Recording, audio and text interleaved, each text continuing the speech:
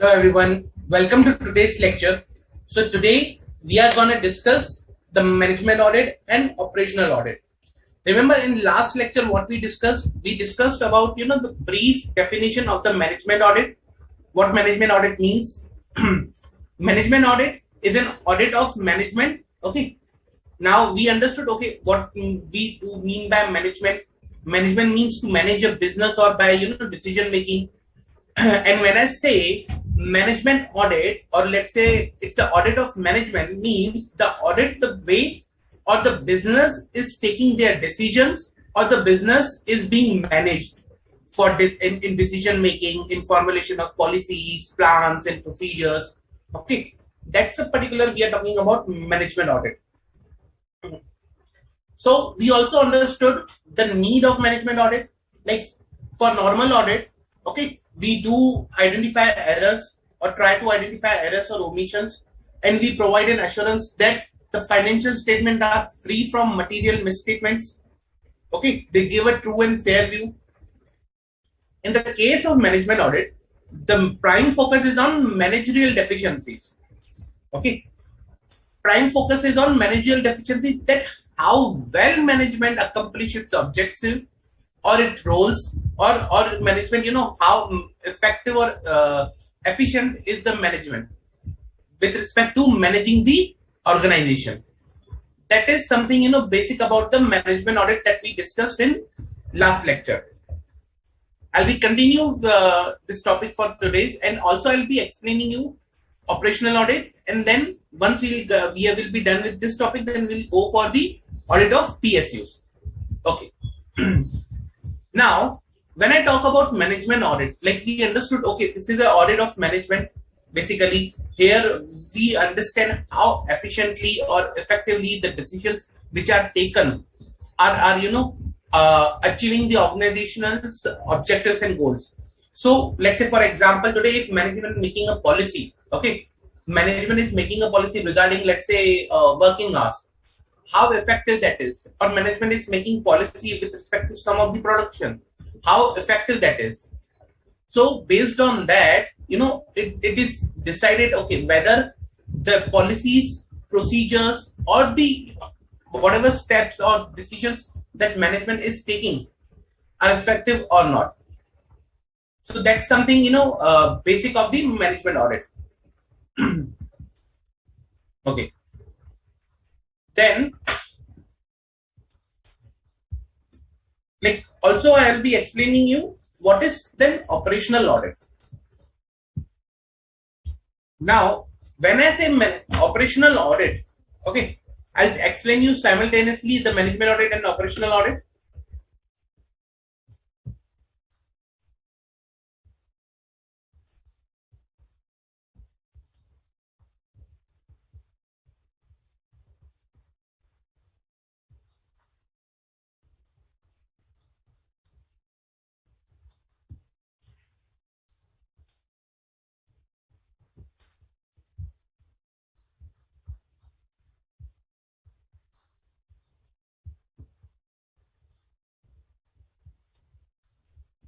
When I say operational audit is something audit of for the management. Like for example, management is carrying on the audit itself of the operations. So here the audit is done of the operations. Operations are audited to Here, operations are audited to ensure that the operations are appropriately working or not. For example, let's say cash and bank. Okay, now there is a cash process, business process, wherein in a business we receive cash, then the cash is deposited in the bank or managed or expended. Like for example, some of the cash might go into the petty cash. So there is a whole process, there is a whole operation. Okay. Now that particular process or operation, how efficiently that is working. So here operations are audited to identify and understand identify and understand their effectiveness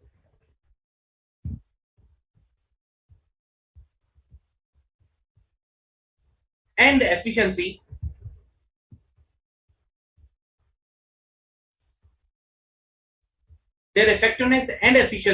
okay, with respect to economy of operations, with respect to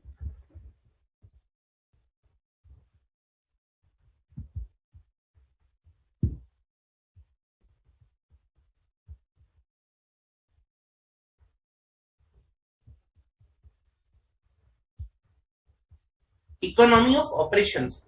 That means when I say economy, that is a, the word economy means like the benefit that we receive with respect to when you might have heard the concept that in a longer run when the cost increase, or in the case of a variable cost, when the production is higher, you get benefit, you get benefit of the cost decreases. That's the economy. Okay, so over and above the time the cost decreases, or for a process when the number of operations or number of transactions are more, per transaction the cost decreases. That is optimum utilization of resources. Basically, if I'll say, means you are getting maximum output with the minimum input. Okay. Second thing, with respect to the but first with respect to the economy of operation, and second with respect to standard operating procedures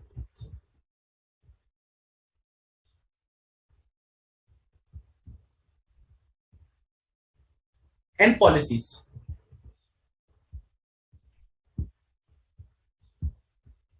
Okay. Now, what is standard operating procedures? Standard operating procedures, simple, is nothing but how to carry on the process. Let's say, for example, there will be a document. It will guide you from start to end. Okay, how to deposit the cash in bank.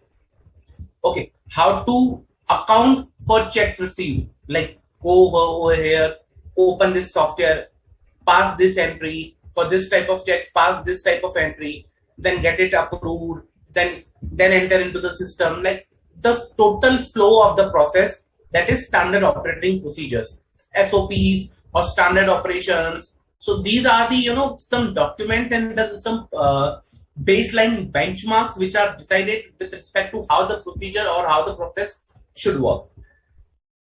Okay, that's something operational audit.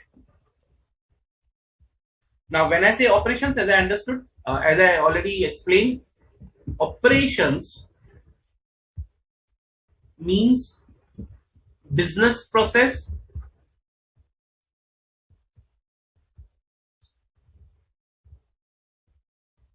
or you can say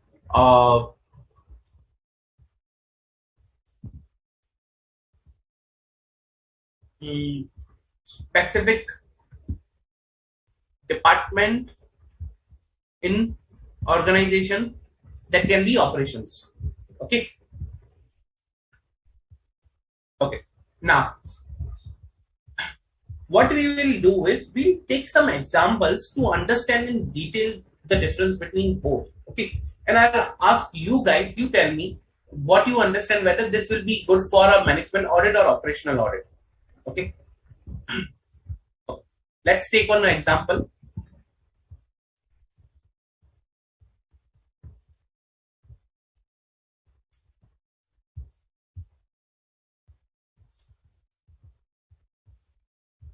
ABC Limited has came across many instances, okay, where it could buy products at cheaper rates.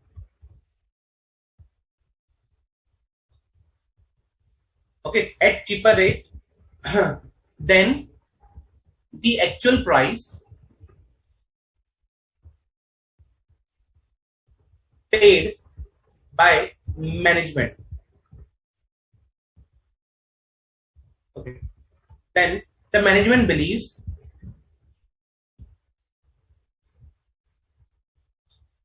that adequate purchase policy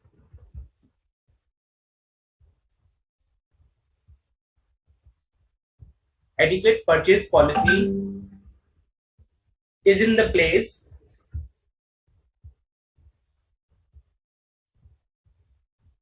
including requirements of three quotations. So usually there is a requirement in each and every organization that for the purchase you need at least three quotations before finalizing the amount from registered vendors or from enrolled vendors, from registered vendors. Okay. However, on ground implementation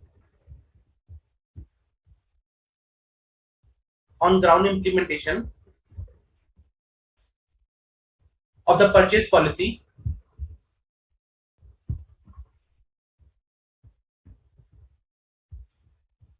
might be defective or not effective. Okay. Further, it was observed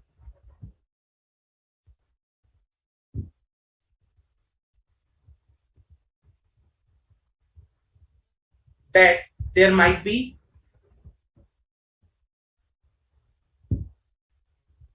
some employees involved in choosing higher cost vendors. Okay, as well. Means some employees are also participating in selecting higher cost vendors.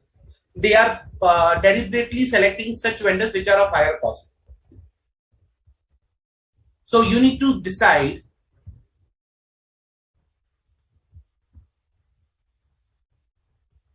which audit should be performed. Okay, which audit should be performed out of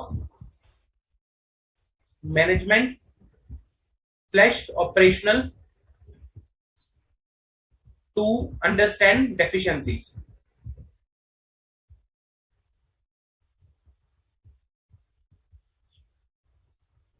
I hope you understood, guys. Now here the problem is that the cost company is paying, which is higher than the usually the company can pay. Again, there is an appropriate mechanism in the place like three quotations from registered vendor. However, on ground implementation of the policy is not appears to be effective. Further, it was observed there might be some employees involved in the choosing higher cost vendors as well. So based on this, you need to decide whether management should order management audit or operational audit.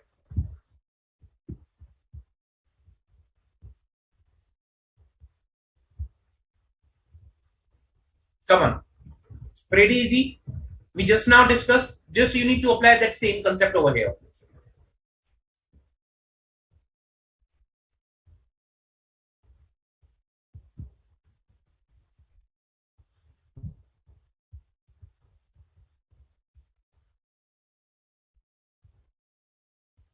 Come on, guys. Pretty much easy.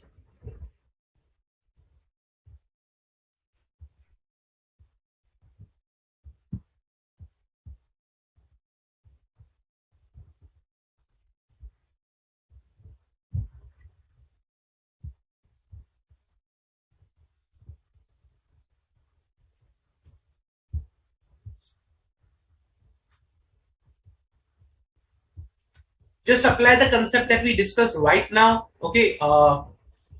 Which type of audit will be preferred over here? For example, what we are intended to obtain the benefit from this particular audit If you understand, what is the targeting, what we are targeting in this particular audit, then you will able to understand, okay, what benefit we are planning to get from this particular audit, and accordingly you can decide which audit you want to get it done in the current case.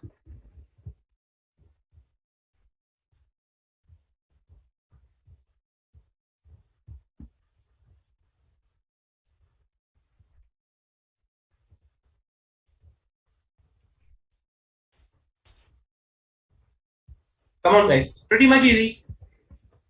At least try, I'll suggest.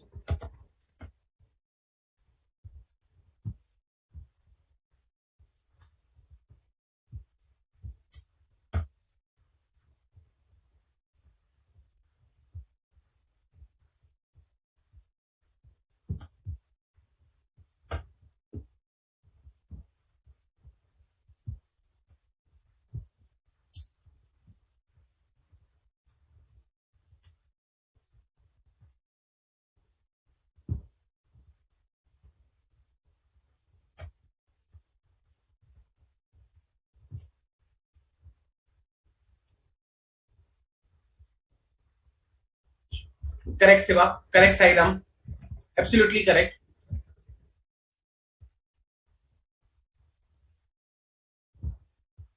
Absolutely correct, guys.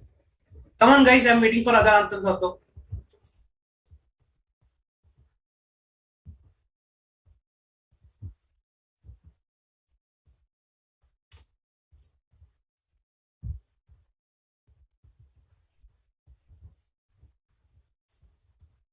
So by this way, we can understand the difference between both, whether to go for a management audit or whether to go for a operational audit.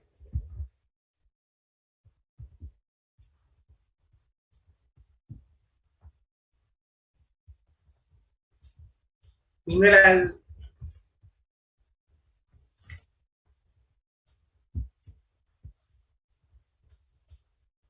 okay, good. Okay, so let me discuss the answer for this also. So in the current case, if you see, okay, two things. One, that purchase, educate purchase policy is in the place, okay, including requirements of 3 quotation from registered vendor. Means the policy is appropriate. Now the policy is appropriate, but on ground implementation appears to be not effective. So when I say policy is fine, then there is no requirement to do audit of policy. We require to do audit of on ground implementation. Now when I say on ground implementation, actual effectiveness of the process we are talking about. Okay, on ground implementation is actual effectiveness of the process on the ground. And if the actual effectiveness of the process in the ground is in question, then that's the operational audit. Okay. If the policy is in the question, then it's the management audit. So that's the difference between both. So in the current case, the correct answer is operational audit is recommended. Okay. Reason because we are checking for the on-ground implementation rather than the policy, or what is the policy drafted for the purchasing. Clear? Okay. Let me take up one more question.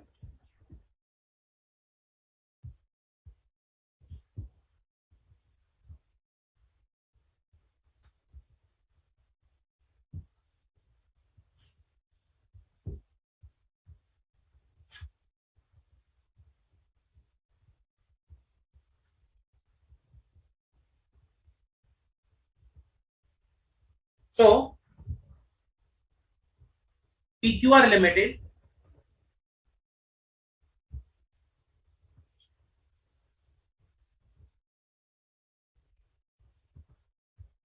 engaged in manufacturing of steel and iron rods. Okay. PQR Limited was engaged in manufacturing of steels and iron rod. Okay. The company has been facing the following issues.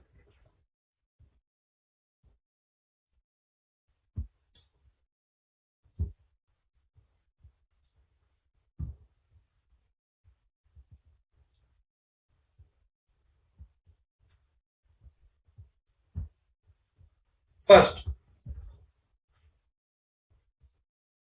penal interest were paid.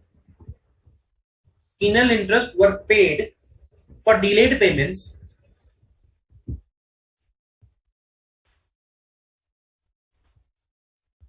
Okay, to the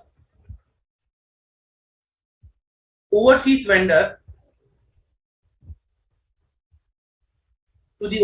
vendor, despite having enough cash flow. Second, despite regular production and enough inventory,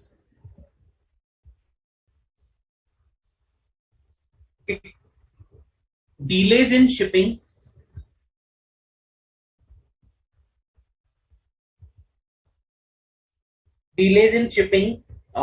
and late delivery of goods to customer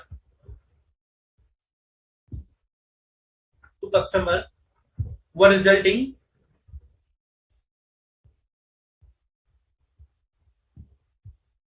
negative feedback.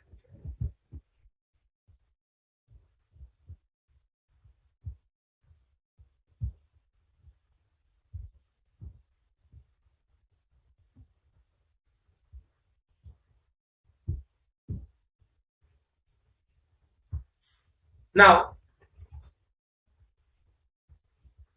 I'll also provide some of the background for both issues, like why companies face thinking that there is these type of issues. Okay,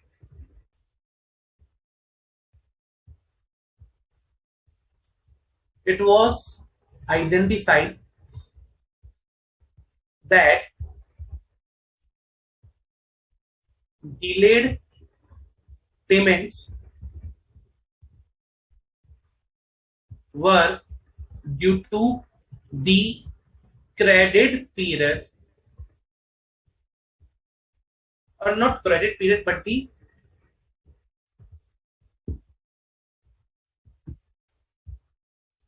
you can say, yeah, credit period, credit period, due to the credit period decided by the company for issuing the payments. Okay, you can say credit period or credit cycle. Generally, some call it payment cycle.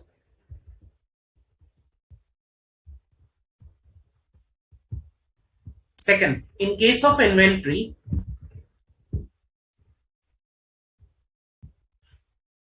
the delayed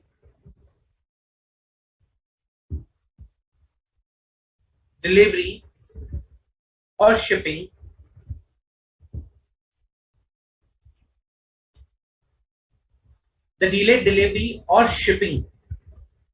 was identified due to the shipping method selected as a part of contract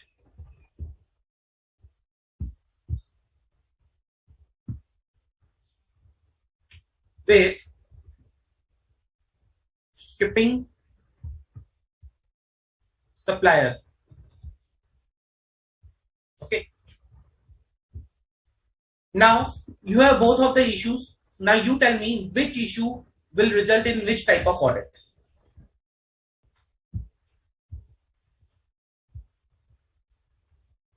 Pretty simple again. Both issues are there.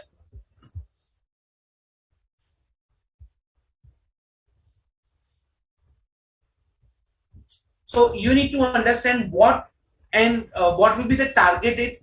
What will be targeting in both cases, like the process or the policy. If you're targeting the process, whether it is on ground implementation is effective or not, then it's the operational audit. If you are targeting the policy, then it is management audit. So understand what you are targeting over here.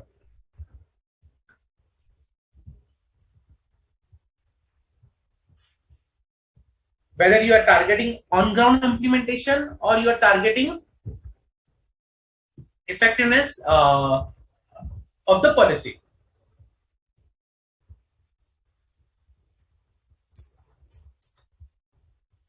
Come on.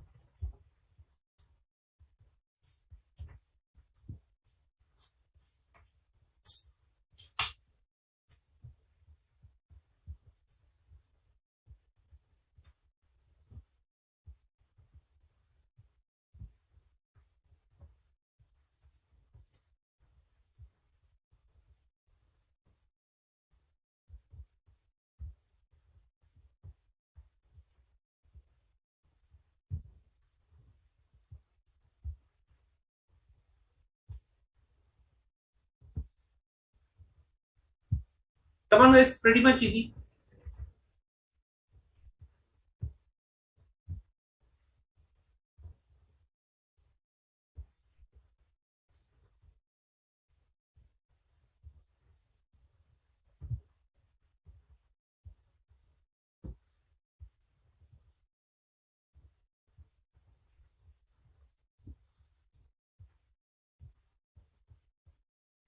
Okay.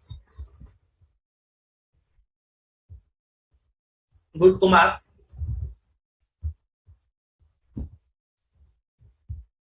Come on, guys. Come on.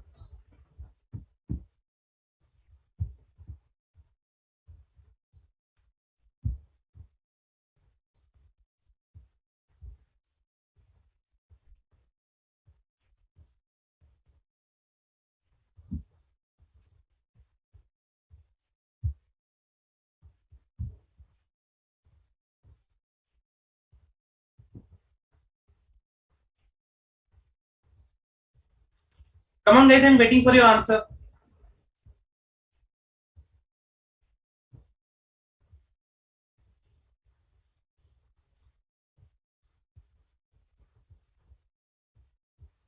Okay. Good side up. Correct, Siva. So let's understand both. First, what is the issue over here? Delayed payments were due to credit period or the policy decided by the management, by the company. Okay.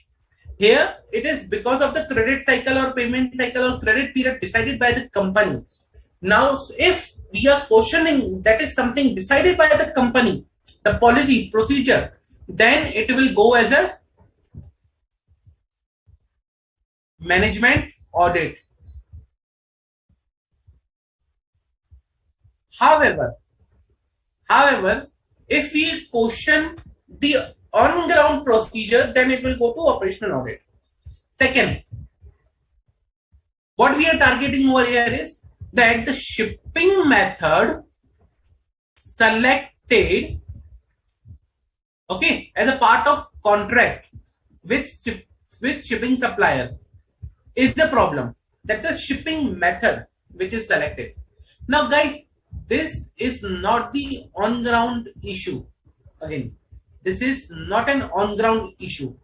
This is based on the policy, which vendor is required to be selected or which shipping method is required to be selected. That's the management decision or policy. Okay, this will be the only shipping method that will be used. Now that's a policy, something which is involved. Now let's say, for example, management, like, okay, I'll take an alternate example for this. Okay, like this was the issue. Fine. Now the reason was, or root cause was, alternate root cause.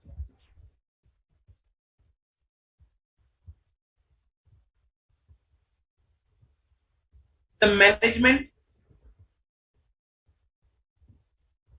although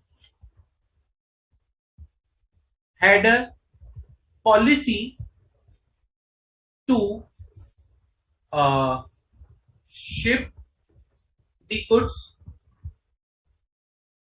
on priority basis,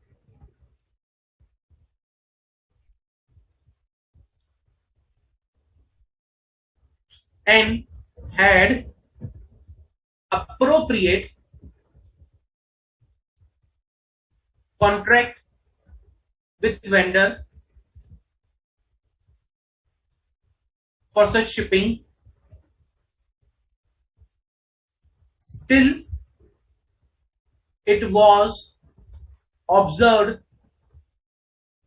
that instead of priority shipping,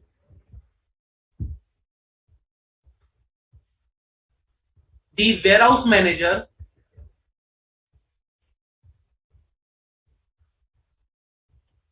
was selecting standard shipping to deliver the goods.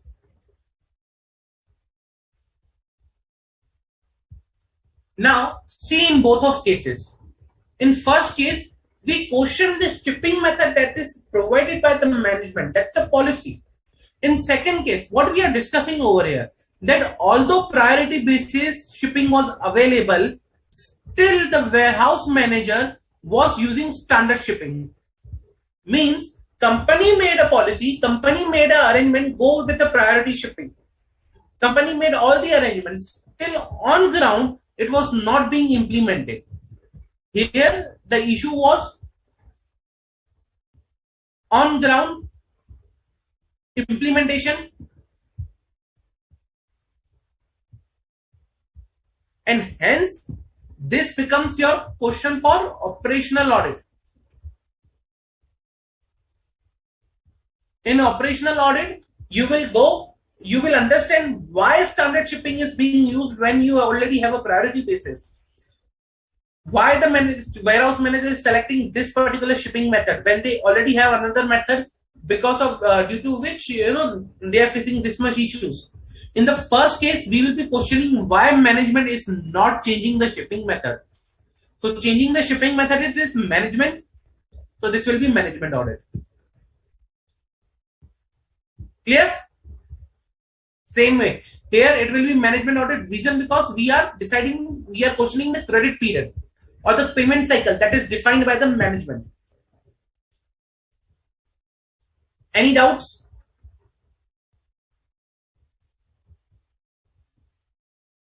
Any doubt, guys? Understood what is the difference between we are talking about the management audit and operational audit?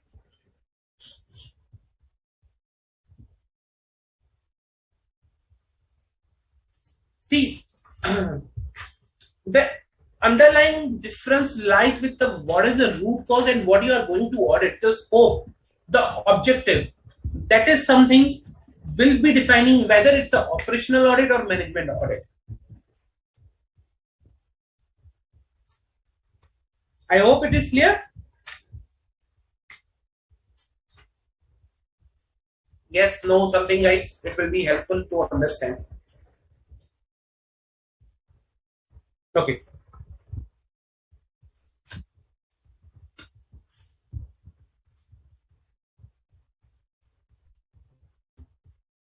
Okay.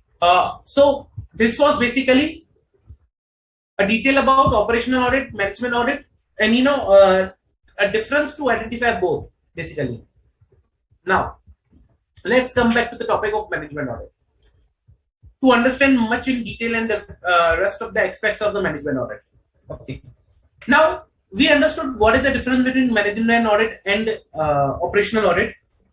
So by this we can say that both are supplementary and complementary to one another. Okay, both are complementary and supplementary to one another. Okay, that means complementary means that they complement, or in case both can be carried one by one, or supplementary is something additionally they can be carried out. So that's both are complementary and supplementary to one another. Okay. Then the next topic that is we will be understanding is the reason or desirability of the management audit. Now we understood what is this objective and scope. Yesterday also we had a detailed brief understanding, like small one, that need of management audit. Okay, but what is the principal reason or the prime reason for the management audit?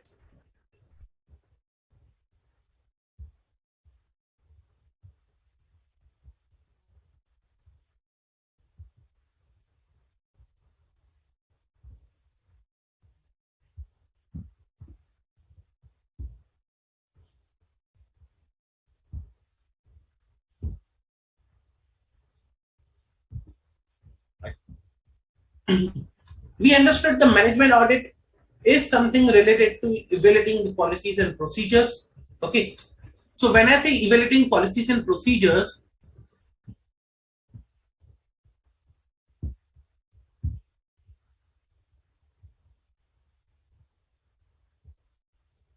indirectly it will measure management performance.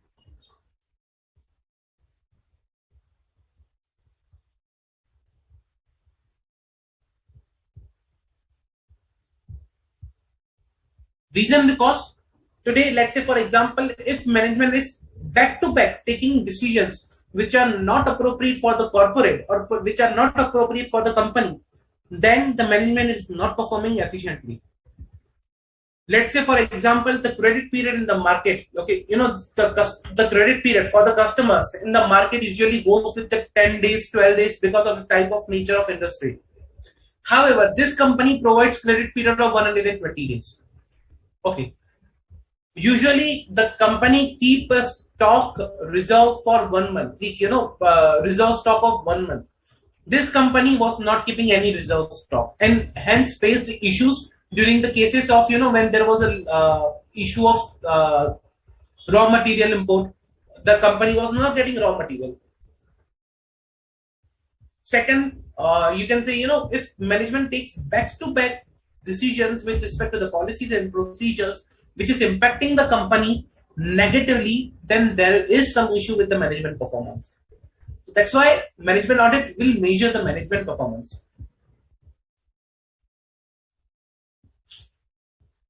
So the first and important and prime most reason is management performance, measuring management performance. That how management is working,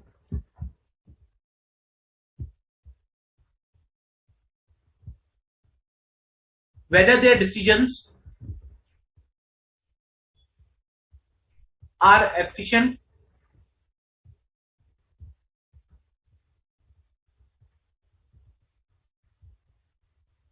and effective,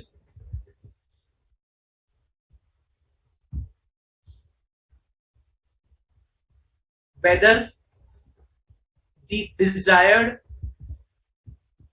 results are achieved,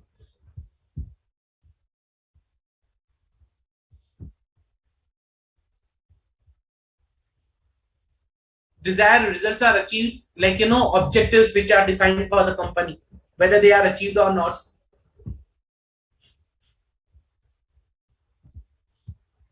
Okay, then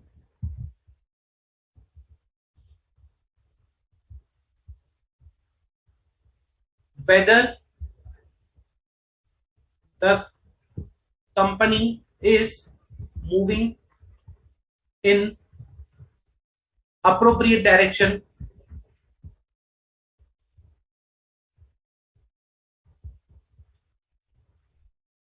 Okay, that was the first major management performance.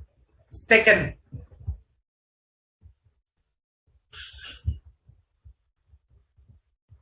identification of management deficiencies. Why management deficiencies? Reason because management deficiencies will be used, like once management deficiencies are identified, then appropriate suggestions can be made to management.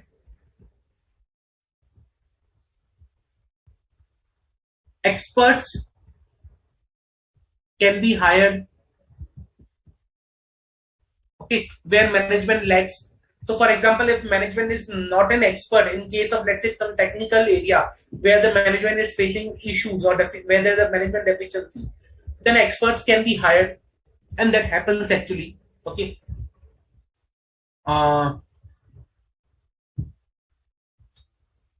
to guide and improve the management of company. What is the end result that is obtained? Like, if you identify the deficiencies, rectify the deficiencies so that the management of the company can improve.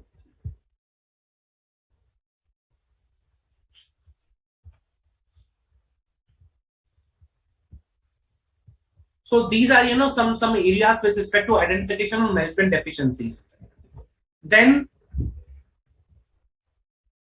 third, to identify the need for change management.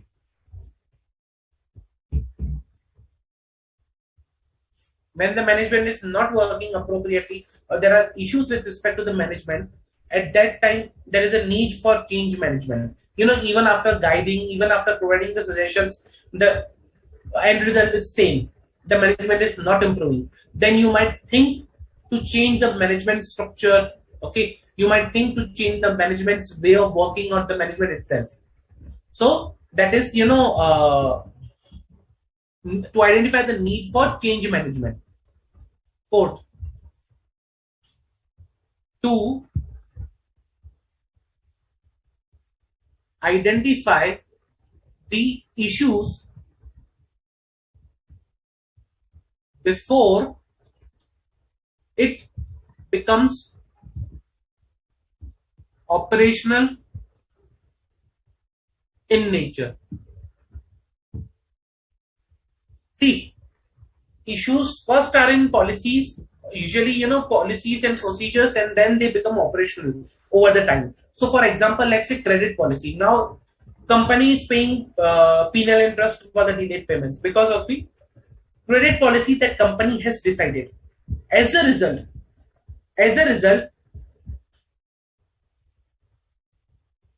it may happen that a company might be, what you can say, let's say, is agreed to paying the delayed interest.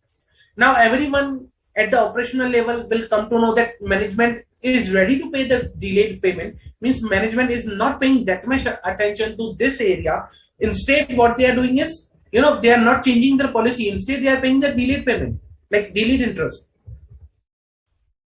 So if the company is not paying that much attention to this particular area, then accordingly the operational things will change. A tendency becomes, they start to think in such a way that, okay, this is not a material area, management is already paying interest. A 2-day delay or 4-day delay or 10-day delay, what difference it makes? A delay is a delay. So they start, usually in start it was taking 2-day delay. Gradually it will become 4-day or 10 days delays, and 4 and 10 days will become because of the operational issue. So that is some time of, some sort of tendencies, or you can say behavior develops, which starts from the management or the policy but becomes operational at the later stage. To identify the issues before it becomes operational in nature, and to identify the issues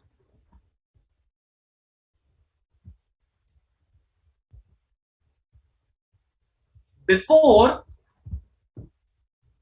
it is identified or have impact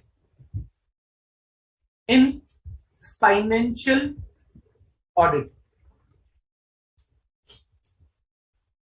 So to identify the issues before it is identified in the financial statement audit, or it can have impact on financial statement.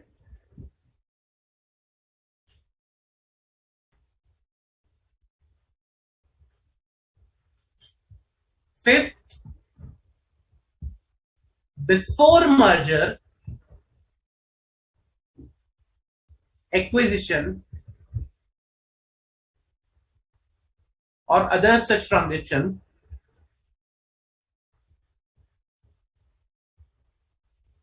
to evaluate the management,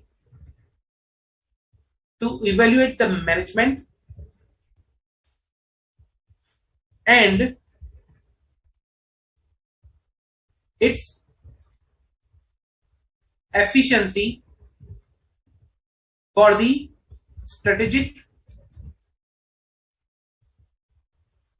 decision making.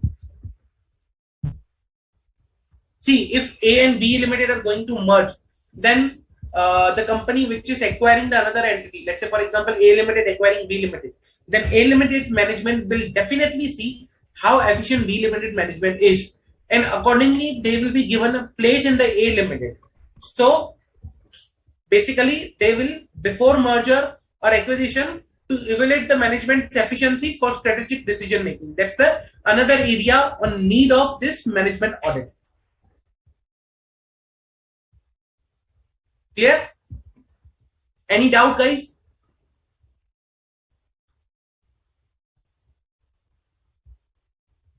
Okay.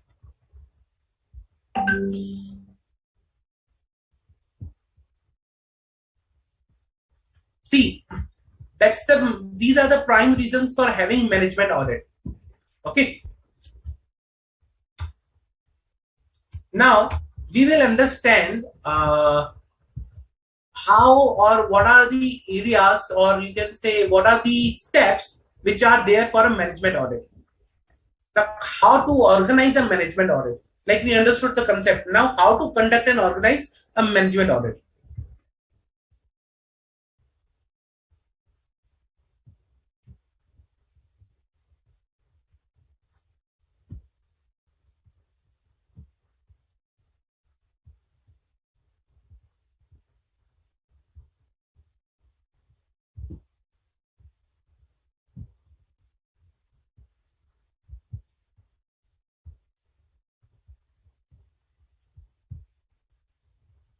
Okay.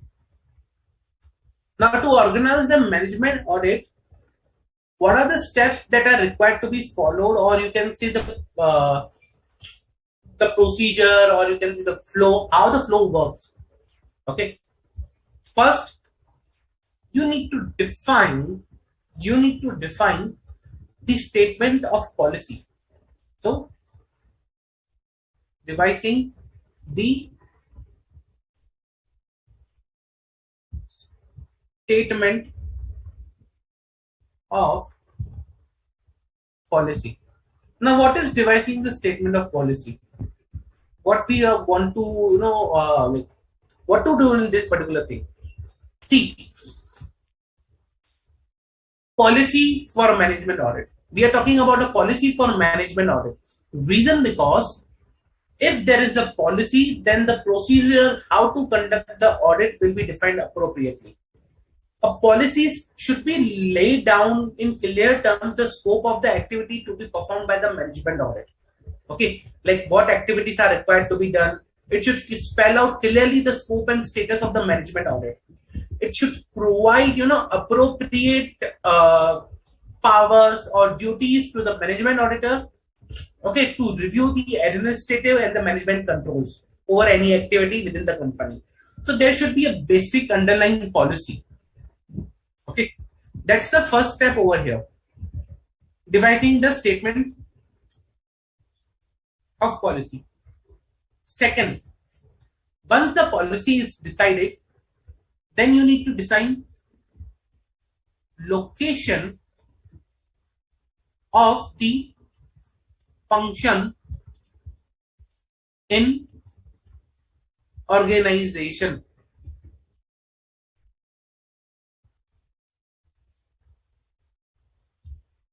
Location of the function means location of the function, that means to whom the department will report, who will be the manager of the management auditor, where the management audit will report, or where it will present their reports on a frequently basis, monthly basis, quarterly basis, what will be the reporting procedure. Okay, whether the management auditor will have access to those charged with governance like audit committee or not. So such all questions or things are required to be addressed, and that is decided before start of management audit. Like basically, who will be the manager of managing management auditor?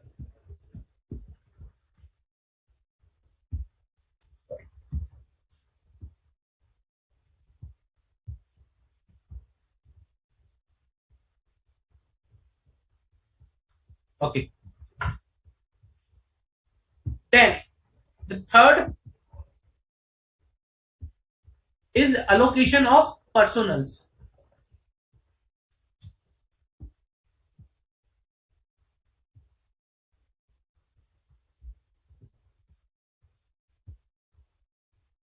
Allocation of personnel means like who will be the staff, how many people will be given for a management audit, what will be the team size of the management audit, how good they will be, how qualified they will be, what level of employees they are going to be.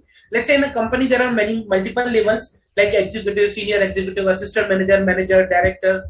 So what sort of employees they will be in management audit? Okay, whether they will be executives, whether they will be managers, on what level they will be hired, with what experience, qualification. So allocation of personnel is very important, like which kind of team it is required and what is the team that is being allotted. Sorry. Okay, what kind of team it is allocated. So that's the allocation of personnel. Like what is the minimum experience they should have. They should have a basic knowledge of commerce, law, taxation, economics, quantitative method. Okay, they should be well versed with the process understanding, the policies, the procedures. So all those things they should be having a good idea about.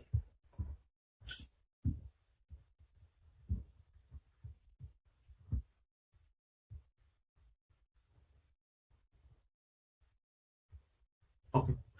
Then after allocation, the next step is training of employees, training of personals.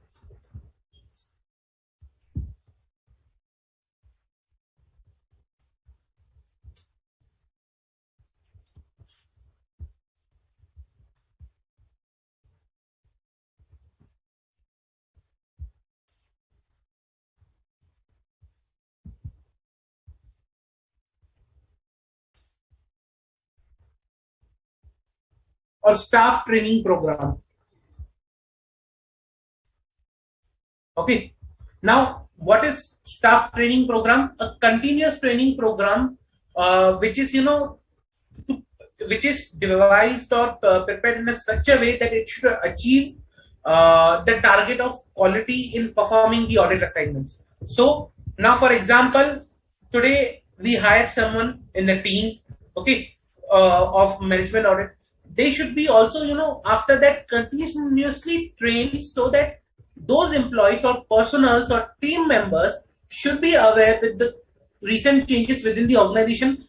Plus, they should enhance knowledge from time to time so that they can achieve, or the team together can achieve, the desired result of the quality audit management. Okay.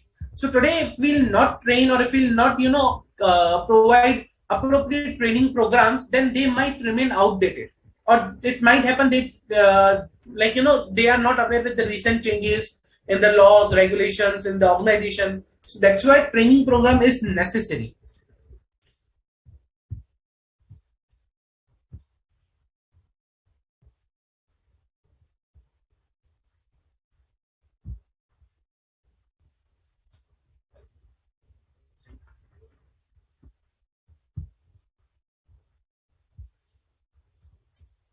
Okay. Then the next area that is required to be looked into with respect to devising or doing a management audit is the cost involved. Okay, is the cost involved? Reason because it is a very important and crucial part. Okay, time and cost involved. How much time is required to be given for each management audit? What is the cost which can be decided for each management audit? Like for example, let's say traveling cost, cost of maybe hiring expert or some other cost which may be involved. So what is the time and cost allocated for each of the management audit? Okay, what is the budget?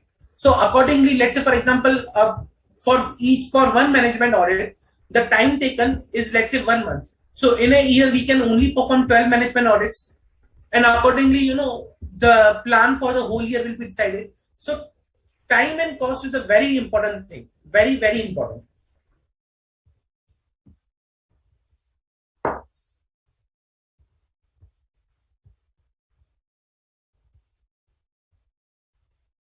Okay, based on the time and cost, based on the time and cost, the next thing comes is the frequency of management audit. See, there can be various type of management audits. Let's say, for example, audit of a process. Okay, like like audit of management, like decision making for a particular process. Let's say they are not reviewing all the management decisions, but decisions related to a certain process. Or let's say, for example, areas which were looked into the last time will now not be looked into the subsequent audit. So accordingly, additional or supplementary audits are conducted. So that is the one kind of management audit. Another is to carry out the full management audit every time. To carry out the full management audit every time. That's the second kind of management audit. So what will be the frequency? The frequency is very important part of the management audit.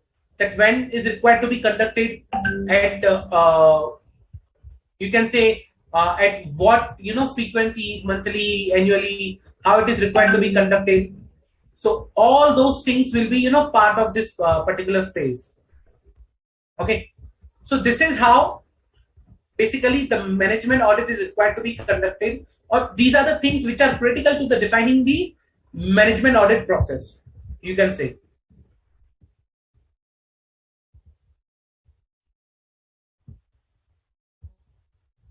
Clear?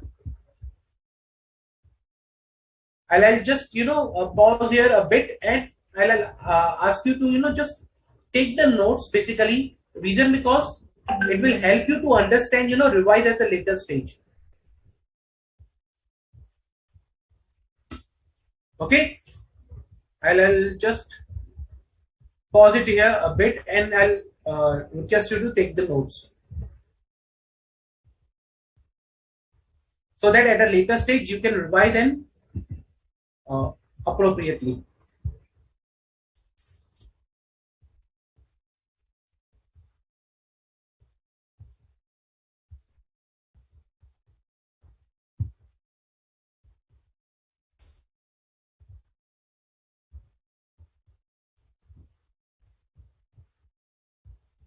Okay.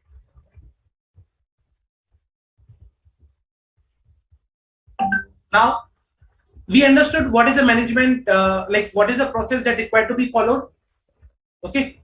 Now let's understand conducting the audit.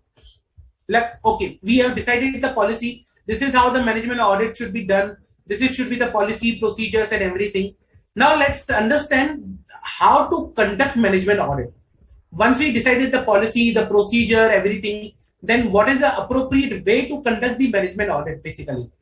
What are the things that are required to be identified, or how the planning, the scope, the testing procedures are required to be done over here? Okay.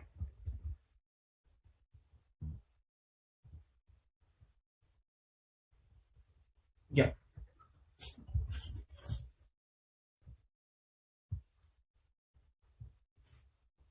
take the notes, and then we'll move to the particular conducting a management audit.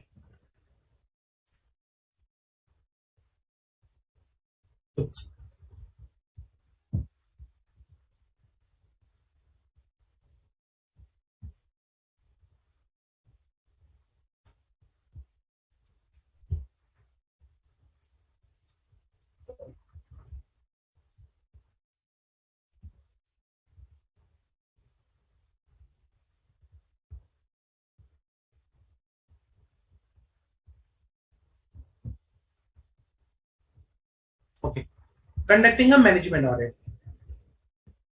Now, to conduct a management audit, how let's say today I give you an let's discuss one example.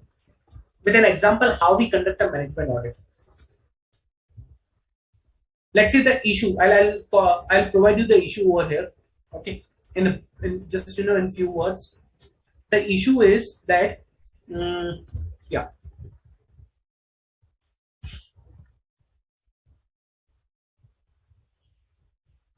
purchasing is done, okay, from new vendors every time, and old vendors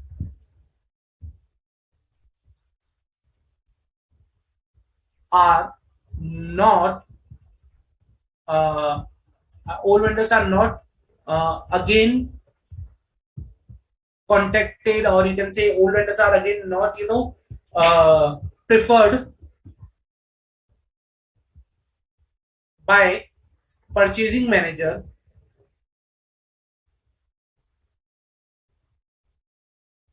as there is no policy of using preferred / registered vendors.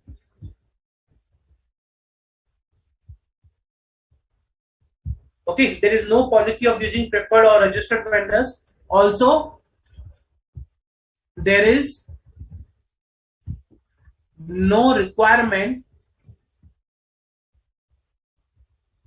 of using 3 quotations for each purchase.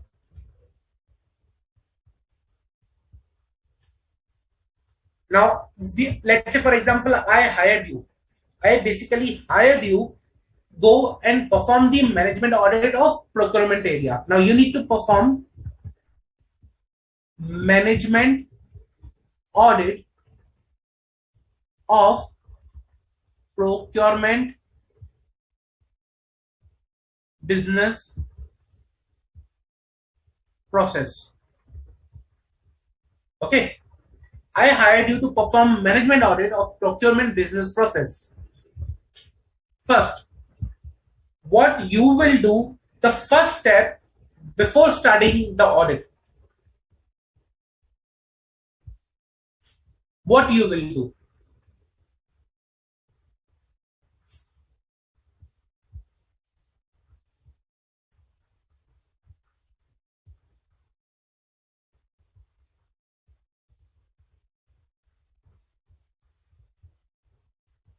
Come on, guys. What you will do before starting this audit over here? What will be the first step?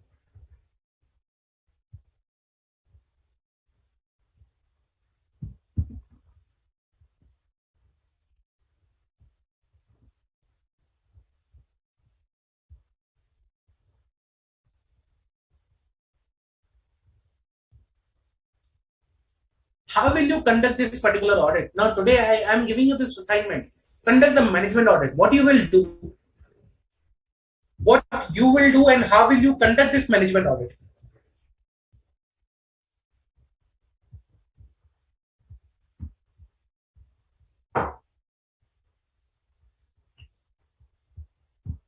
See,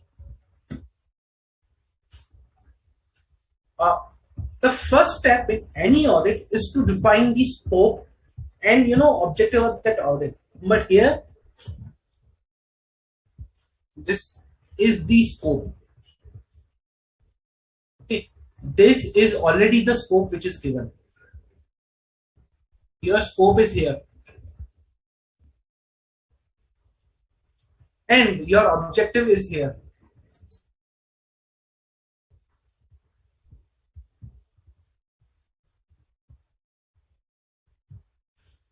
This is your scope and objective. Now your scope and objective are defined. Then what will be the process? Your scope is procurement business process.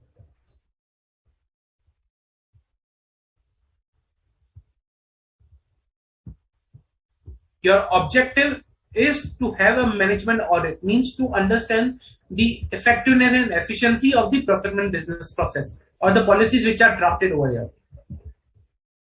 Okay.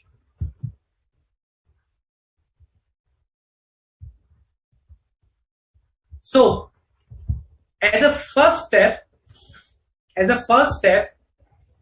what will be the your procedure or your what you will do is, first you will identify the person / management, okay, person or management involved in decision making.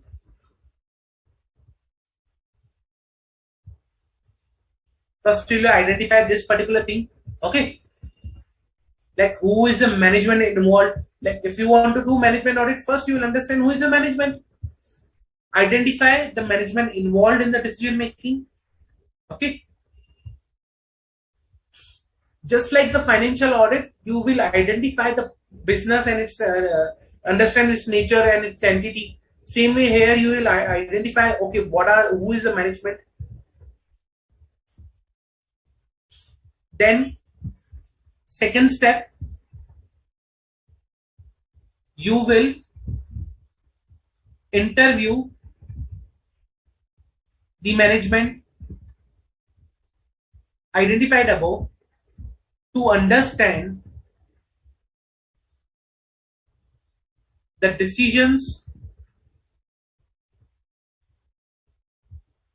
and policies drafted by them. Okay, the decisions and the policies drafted by them. See, now someone will say that, okay, there should be one step that we should review the policies and procedures. Okay, then only we can ask them the questions. Okay, this is the policy and procedure that we have reviewed. Then accordingly we will compare. See, that is correct. You need to review the policies and procedures. That is understood. That is fine. Why I do not involve in the step? Reason, because when we are conducting a management audit, the basic knowledge that is expected to have for the management auditor is to the knowledge of procedures and policies. Okay, if someone from outside is coming for a management audit, then he needs to first evaluate the procedures and policies. Otherwise, most of the cases, the person or the team is an in-house team. Okay, they are very well aware and well versed with the policies and procedures. That's why a review of policy and procedure I have not taken over here as a first or second step. Okay, so second step will be, you will interview the management to understand the decision policies drafted by them. Like, okay, if you drafted this policy, then what is the reason? What is the basic background thing for this? Then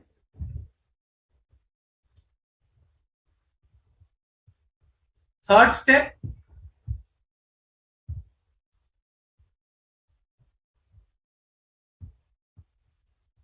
you will analyze the information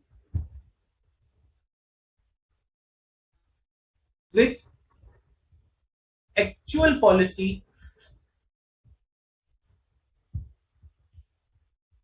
and procedure.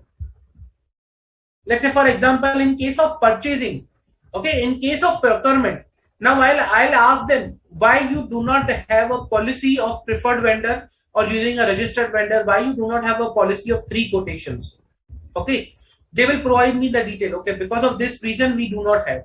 Then I'll go, and when I see whether the reason, let's say for example, they provided a reason that the market is very fluctuating, and they cannot have one single buyer because each and every buyer may change a price, and they want to have a competitive price because of the lower margins. Okay, because of the lower margins, they want to have a competitive price than the vendor, and that's why they do not want to stick to a one preferred vendor or registered vendor. They want to explore the market, and hence they have not kept the policy of using preferred or registered method every time. Understood?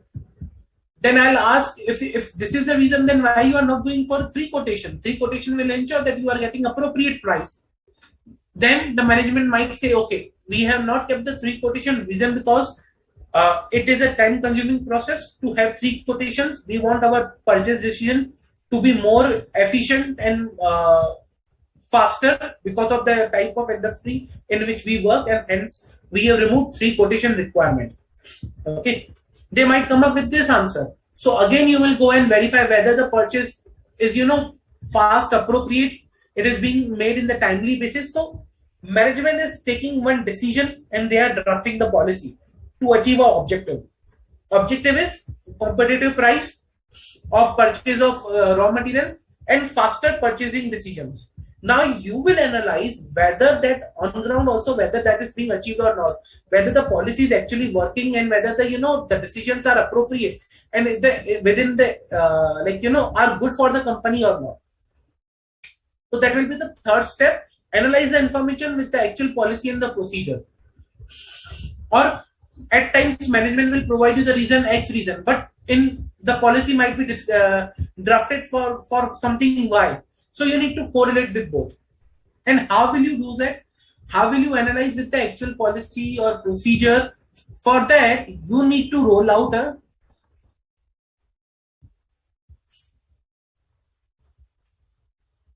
management audit questionnaire.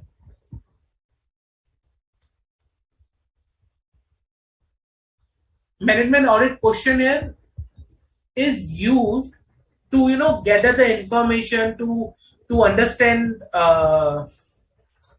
examination of the you can say information, policies and procedures. So that's a tool that is being used to gather the information and to analyze the information.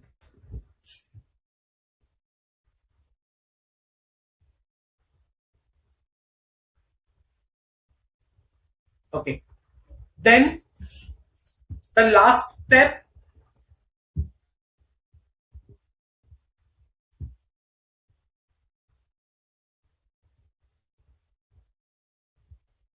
is your reporting,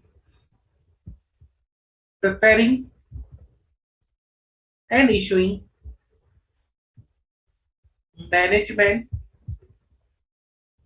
audit report. Okay, now there can be three types of management audit report. One which is followed mostly is the oral report, oral recommendations.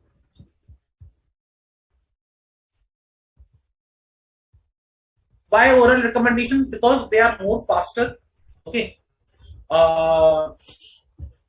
in actual drafting a report, getting reviewed, it may take some time. But management audit is a critical area. If you identify a deficiency that is required to be rectified on an immediate basis, that is not something you can wait upon for a month or two to get it rectified. It is related to the policy and procedure, to full business process, to make it speedier, to make it more effective. The recommendations are immediately solved as orally through a oral report, so that on a speedy basis, on a fast basis, appropriate you can say action can be taken on those issues. Okay, later on it may be once the oral report is provided, later on written report may be provided to supplement the oral report. That okay, now for a documentation purpose we are providing the written report also, but oral report is a primary way to communicate the deficiencies with the management.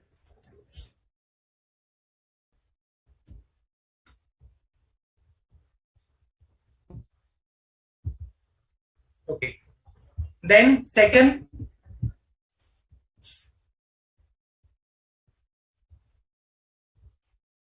interim reporting.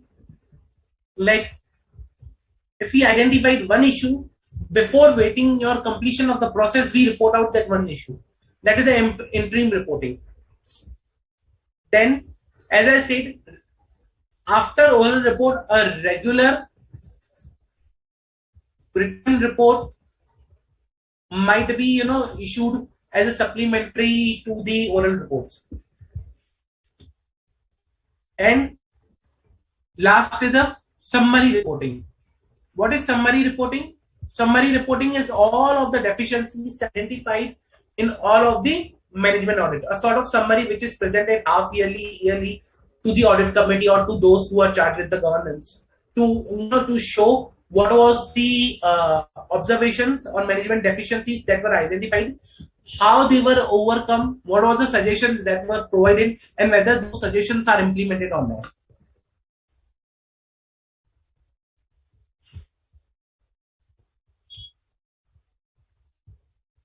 Usually the format of audit report goes like, you have a title, okay, title paragraph, whatever it will be. Then you will have a objective. What is the objective of this particular audit? Okay. Then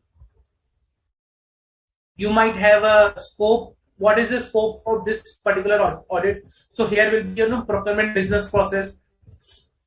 That will be the scope. Then after the scope, just a minute.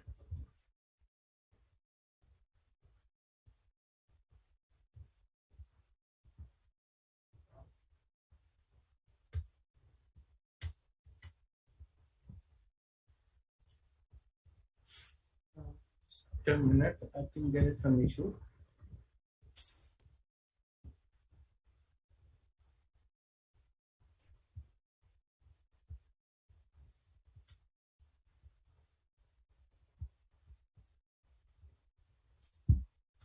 Okay. Yeah. Then after the scope, what will be the scenario? What will they will do is findings. What are the findings in the management audit? Then they might provide you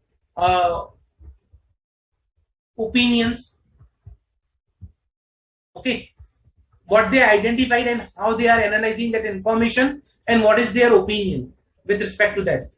Let's say, for example, finding was the policy was not appropriate, or the policy was not addressing this particular concern, and the opinion there is a management deficiency. The management has not drafted or not paid attention to this particular policy, and then there will be recommendations with respect to that policy. What's the action plan that can be taken? Okay. Then usually the process does not stop it here. A further step goes on into the management audit, management's comments. A reply before finalizing the audit, reply is sought from the management. What are your comments? Whether you acknowledge the particular deficiency or not. So sometimes the management comments also become part of the this particular report, and then that's it. So that's the basically format of management audit report, and a summary or conclusion sort of thing, that is provided one liner in the end. Whether the process or policies are effective and efficient to achieve the objectives or not. That's it. That's the way the management audit is carried. I think there is some issue with respect to the screen. Just give me 1 minute.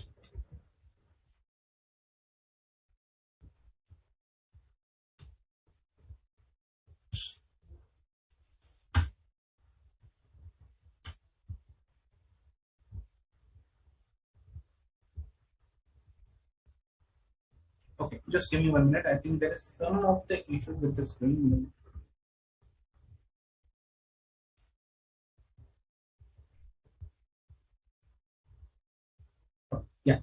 That's appropriate.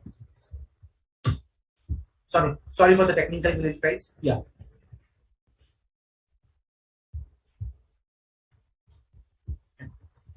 Okay. So this is how the management audit report is basically drafted or presented.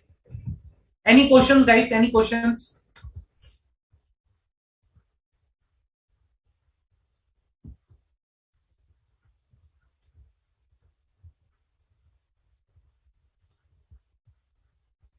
Any questions?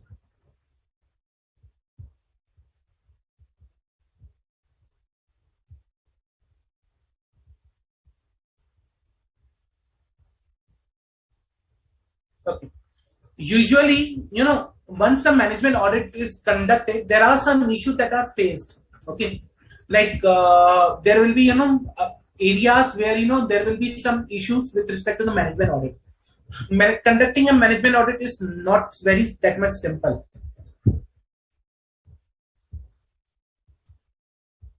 Conducting a management audit is not that much simple. Reason because I'll explain you the reasons over here, but it is very difficult than the normal audit because in the case of a normal audit, we are the external auditors.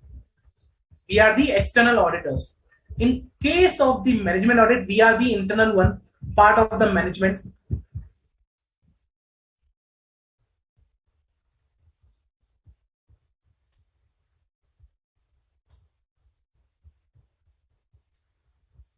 We are part of the management, and hence there are challenges that are faced during the management audit.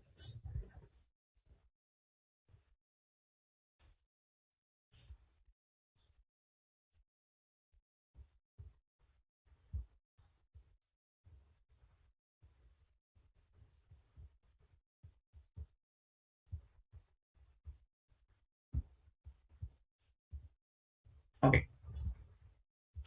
First, the prime issue that is faced is a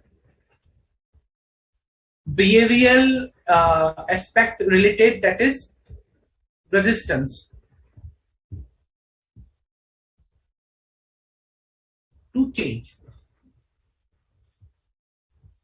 See, today if you are going to conduct an audit, you will suggest after conclusion of the management audit, what you will do, you will conclude what there's a change, there is a managerial deficiency and a change is required to adopt that change. At times, you will face a difficulty that the management is not ready to adopt that particular change. There will be a resistance to change. Okay, that resistance is something very important to deal with. Otherwise, they will not agree with your recommendations. Pretty simple. Okay, we'll see how to deal with these challenges. Second, relationship conflict between management auditor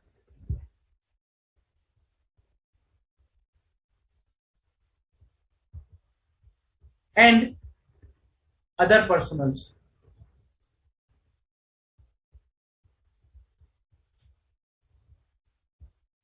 Okay, so at times you will feel that they might be saying you don't have an appropriate auditing authority, or you do not understand the process. You are like all those things because they you might be on a par with something. So, for example, let's say there's a managing director, then there's a CFO, CEO, okay, chief information officer, chief public relations officer, okay, or whatever, chief operating officer, respective.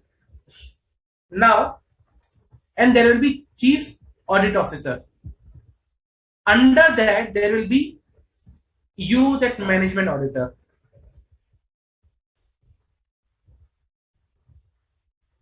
This management auditor, which is at the part of the internal audit department, okay, this management auditor will audit the procedures of or policies which are drafted by either CFO, or you can say which are either drafted by chief operating officers, So if they will try to audit the procedures and policies which are drafted by someone on their higher, what will happen is they will face a resistance that how you are auditing. You don't have that much appropriate auditing authority. Okay, you cannot audit us. And they will try to what you can say, they will try to pressurize the management auditor through through through the relationship or through the delegation through the authority. That is how it is structured. So at times, relationship or lack of authority is a prime reason that is faced during the management audit.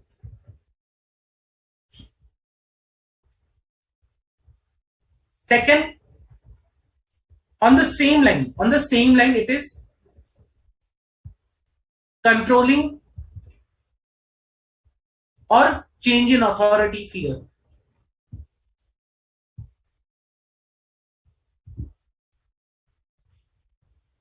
What will happen is, for example, let's say, this is a structure.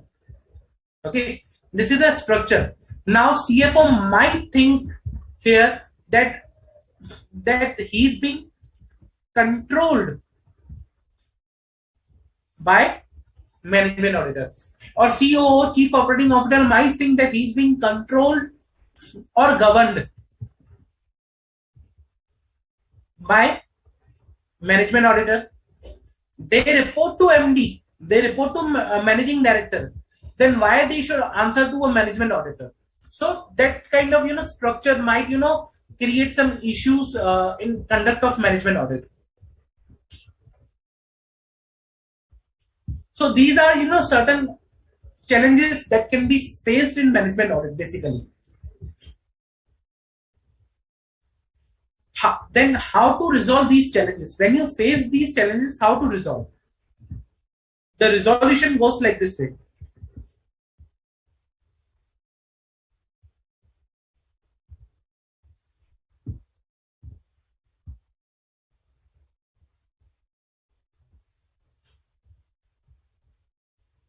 Okay.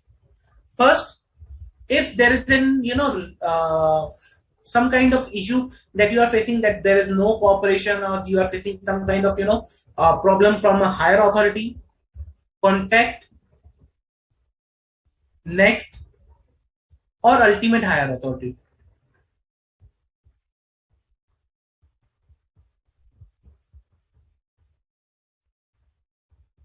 And ask their support.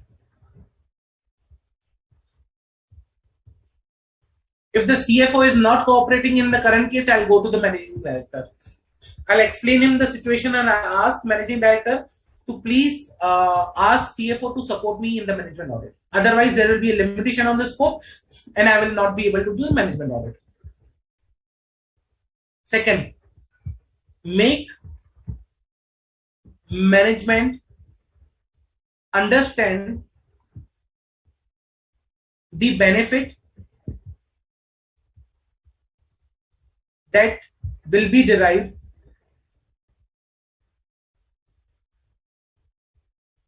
from this audit. So you need to go to the CFO and you need to make him understand what are the benefits that you are expecting that will be there from this particular whole management audit and how he can be benefited. So if someone is, getting the feeling that, okay, they will get benefited from this particular audit, then they will cooperate. Make him understand that, okay, there will be minimum interference. Okay. There will be minimum interference during their process, or during their operations, like this way. So there will be restrictive participation, or we will try not to disturb your personals that much. Provide an opportunity of being heard.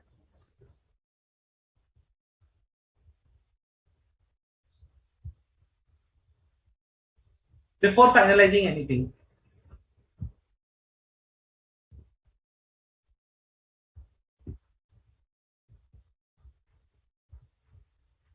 If you finalize any deficiency, give a opportunity of being heard, ask their comments, ask their replies, so they think that's a participative process. Their say is also being heard. Okay, so this way you can actually overcome the challenges that are faced during the management audit. Clear? Any doubt? Any doubt, guys, till now?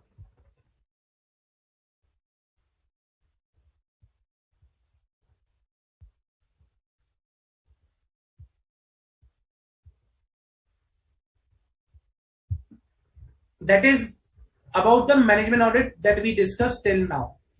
The whole process of management audit. Okay. Any doubt, guys?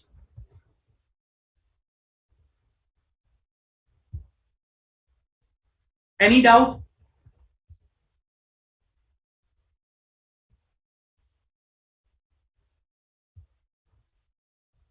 Who can be the management auditor? So, management auditor can be a person, based on the qualification and experience that management thinks fit. So that is not some act or some provision which governs the qualification and eligibility of the management auditor, but it depends upon the management itself who they are selecting as a management auditor.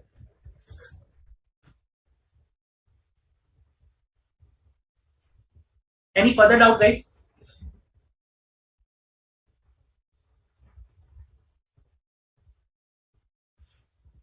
Okay, no. Then let's take a quick 10-minute break and then we'll continue this topic and we'll solve some questions more. Okay, let's take a quick 10-minute break.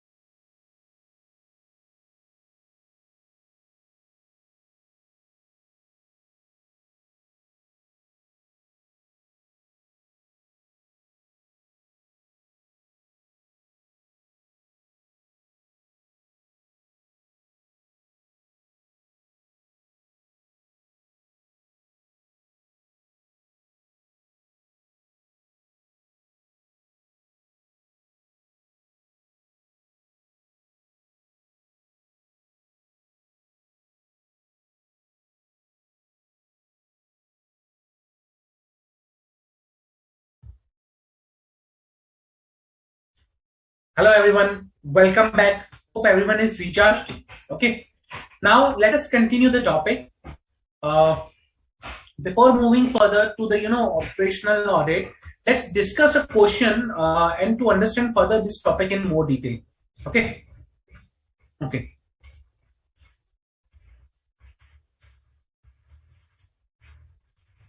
I'll write a question over here and then we'll discuss that particular thing.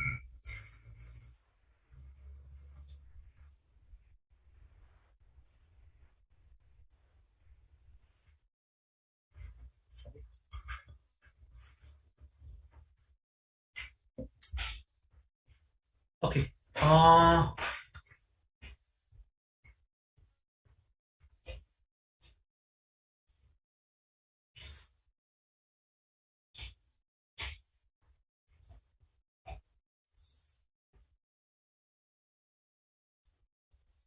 Okay. Now, ABC Limited decided to devise a management audit policy. Okay, management audit policy, wherein they decided to include the following: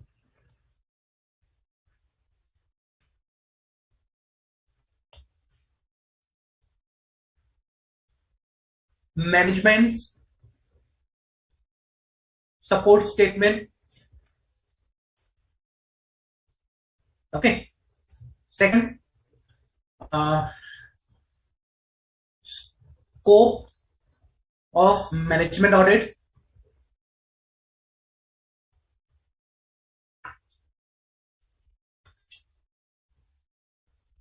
Duties of management audit.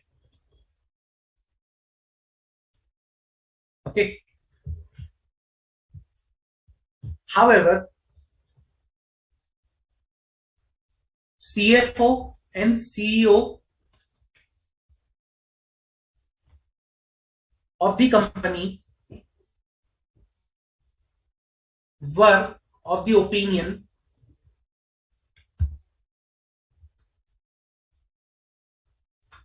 that the policy should contain a statement that the powers and the authority of management auditor will be decided by the respective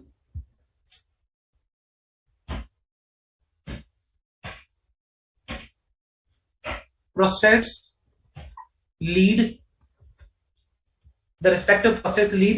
of which the management audit is conducted.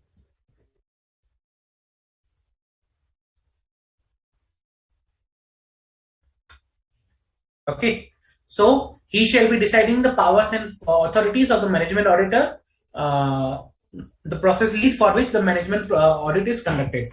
Okay, now you as an expert in management audit, kindly guide the management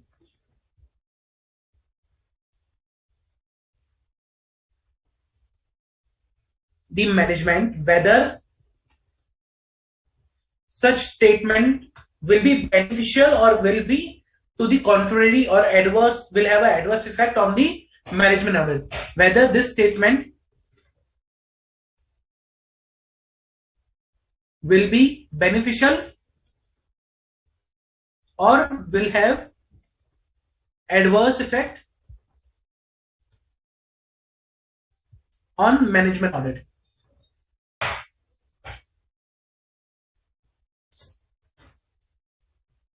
Pretty simple.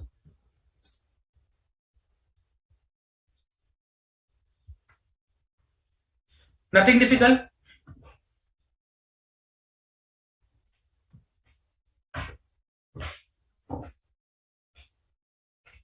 Come on, guys.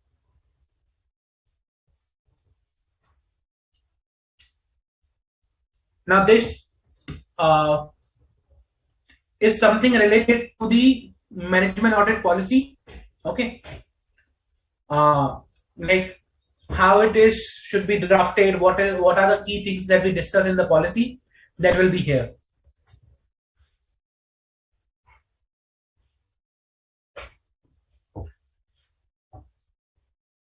Come on, guys. Pretty much easy. Nothing difficult.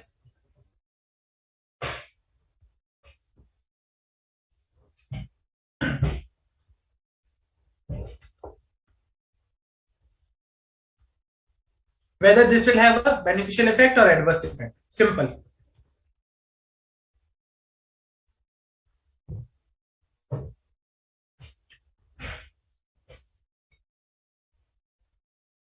Come on, guys.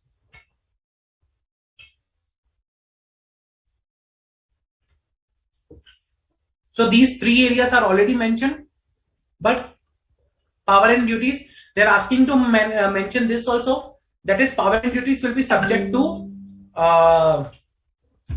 the authority will be subject to the respective person or process lead of which the management audit is conducted.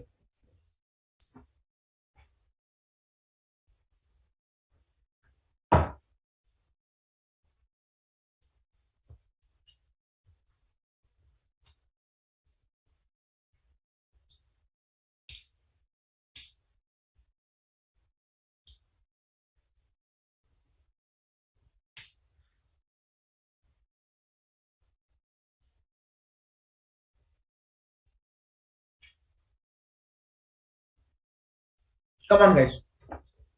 Adverse effect or beneficial effect?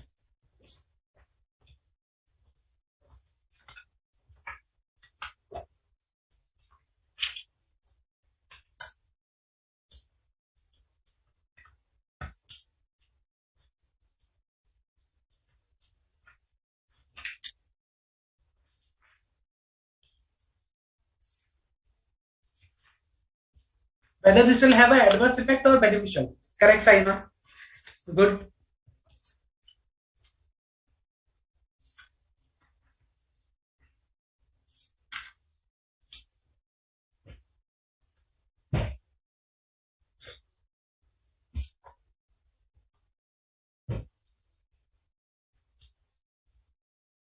Good.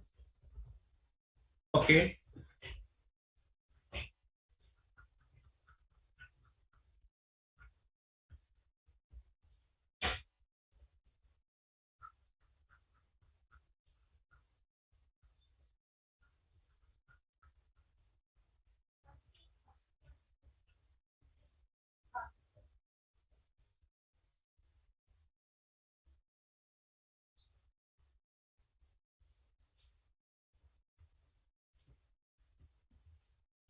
See, you need to understand the underlying, the thing which is discussed over here, whether this is beneficial or not. Reason because what we are discussing over here is the policy or the procedure, okay, and for the management audit, like what should be the contents of the policy or procedure of the management audit, okay, plus whether this particular statement will be beneficial or not. So here they want to try to devise a particular policy for the management audit by which a management audit can be conducted. Now the thing is, by this way we need to understand whether the policy or the procedure that is decided is appropriate, or the statement that is being asked is appropriate or not.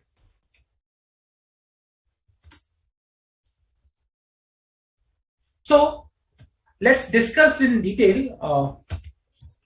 See, in the current case, what they are saying is that the powers, okay, or the authority or the management auditor will be subject to, will be decided by the process lead of which the management audit is conducted.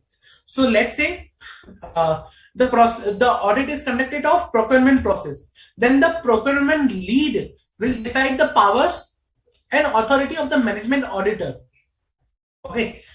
Now, if this kind of situation is present, okay, if this kind of situation is present, then what will happen is the management auditor will have to work accordingly the process lead, or he will be subject to the directions or the powers or authority provided by that particular process lead, and it may happen that he might not be able to perform the audit appropriately.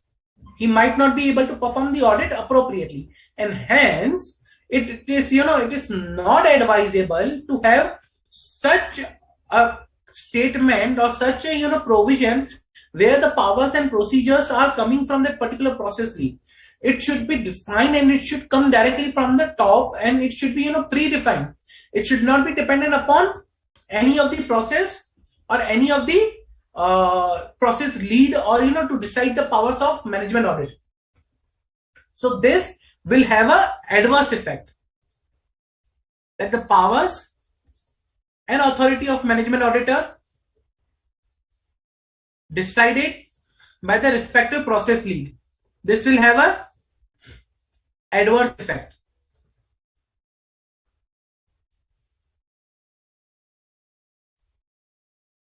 Clear?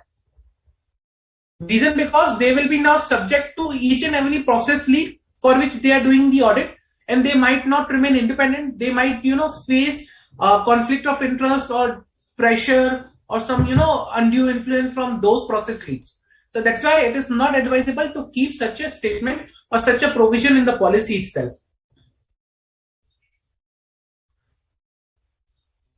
Clear? Let's understand one more question. Employees of ABC Limited had to travel frequently for business purpose. So the company entered into a contract with DEF Travel Limited for managing the booking, cancellation and other services required by their employee. As per the contract terms, DEF Travel has to raise its monthly bills for ticket booked or cancelled during the period, and the same were paid by ABC Limited within 15 days of the bill date. The bills raised by the DE Travel were of huge amount. So the management of ABC Limited decided to get an audit conducted of the process followed for booking and cancellation of ticket and verify the accuracy of bills raised by the travel agency. Which audit do you feel the management should opt for? Now here the underlying issue is huge amount of bills raised by DEF Travel. Okay, so DEF Travel raised a huge amount of bill, and these bills were for the ticket books or cancelled during the period. Now you need to decide whether you should go for which type of audit, management audit or operational audit, and why.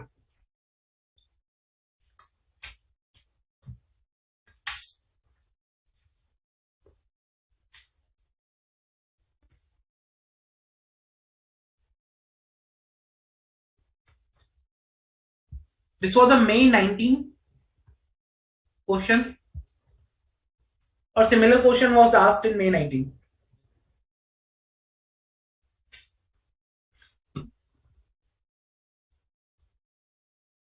Come on guys, which audit should we opt for?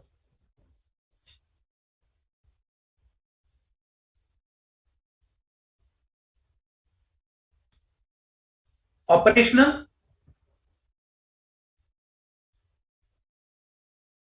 / management? Which audit do you think is the appropriate one in the current case?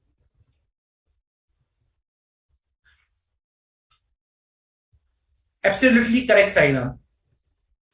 Absolutely correct.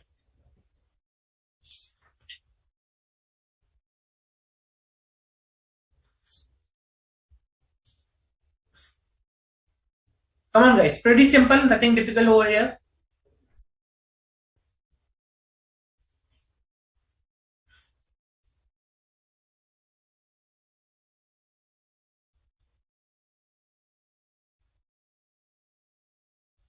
Which audit they should be getting conducted?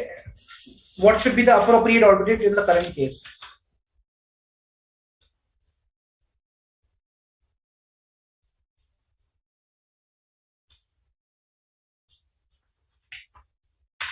Come on, guys.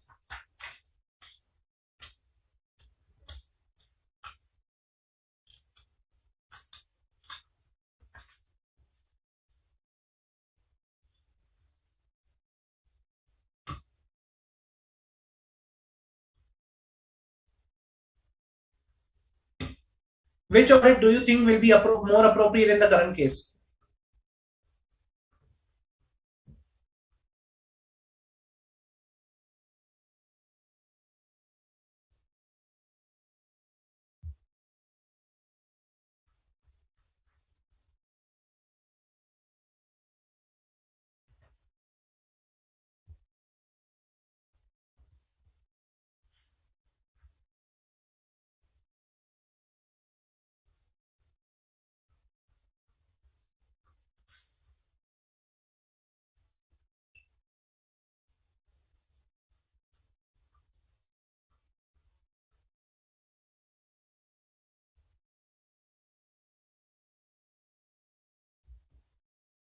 Pretty much easy. You need to just analyze what is the thing that we are going to audit over here.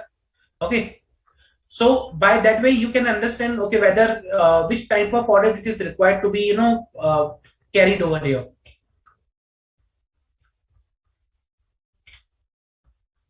You need to just understand the underlying audit that is required to be done.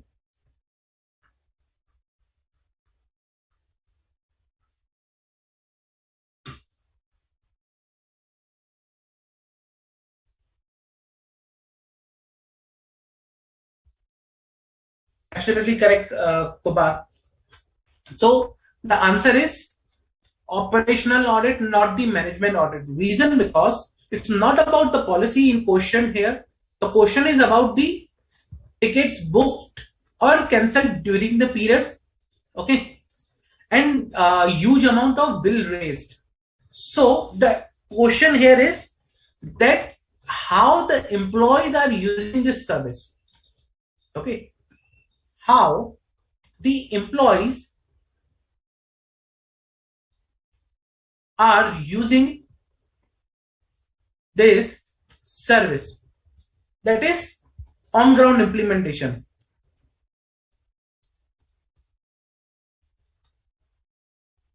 And whenever there is on ground implementation, the appropriate answer or audit will be operational audit, not the management audit. Clear? So here also management audit is required to be conducted. I hope I'm clear. Okay. Now we understood the concept of management audit clearly, like how management audit, what is management audit. The same way, let's understand a few things about the operational audit. We understood the concept of operational audit. Okay, when we are required to check the on-ground implementation. Okay, on-ground implementation.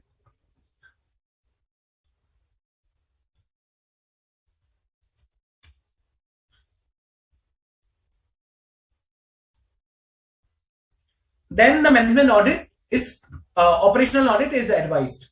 Okay. Now, other than this, like this is the basic understanding that we have received. Now, what is the relation you can say between operational audit and internal audit? How they both are different. Okay. In what way they both differ from one another?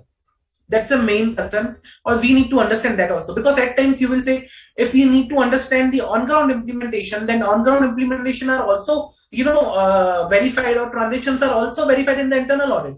Then what is the difference between operational audit and internal audit?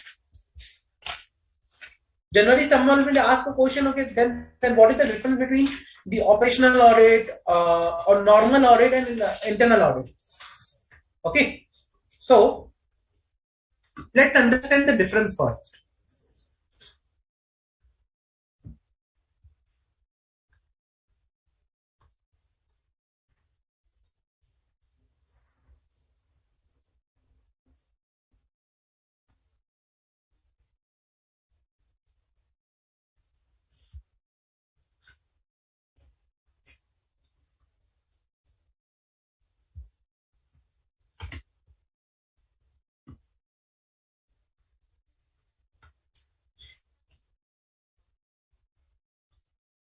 So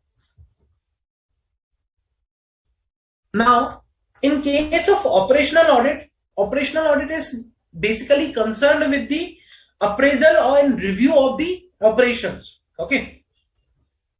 So if I write it over here, the objective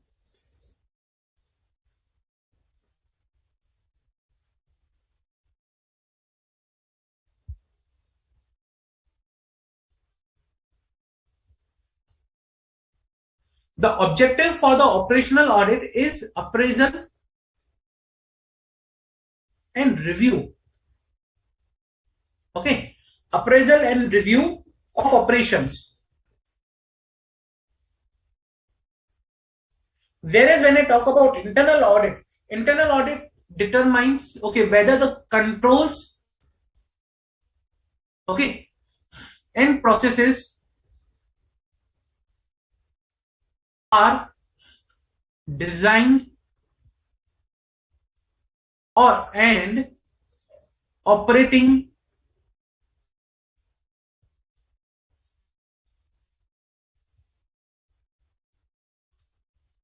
effectively. So whether the controls are designed effectively, are operating effectively and efficiently, that's the objective of internal audit. Okay. Here, internal controls are not prime focus. In operational audit, you do not focus on internal control, you focus on the process, how it is implemented, how employees are using that process. Let's say this is a policy, this is a process, whether in actual it is being it is being followed or not. Basically, you do not focus on internal controls. Okay. Here, internal control system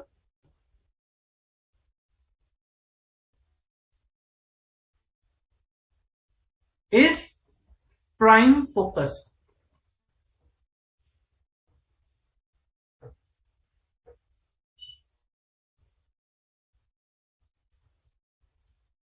Okay. Then third, it is a constructive function basically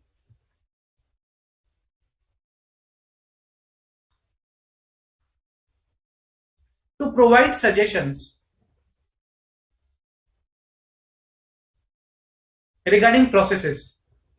Okay, so here the suggestions are provided, like how the process is working, for what can be improved. Okay,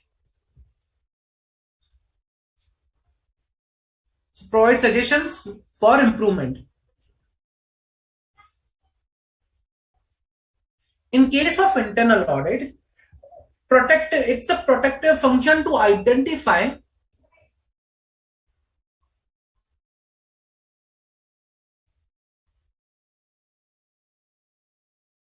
the failures, or you can say, the issues with respect to the controls.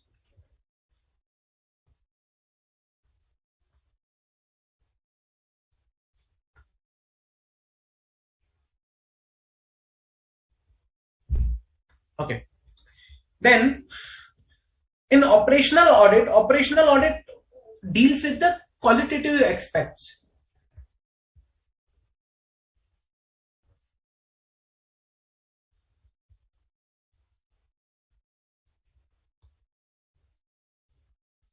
Okay, qualitative aspect means how the process is qualitatively followed at the ground level. It may be related to the financial, it may not be related to the financial. But when I talk about internal audit, it's a quantitative in nature.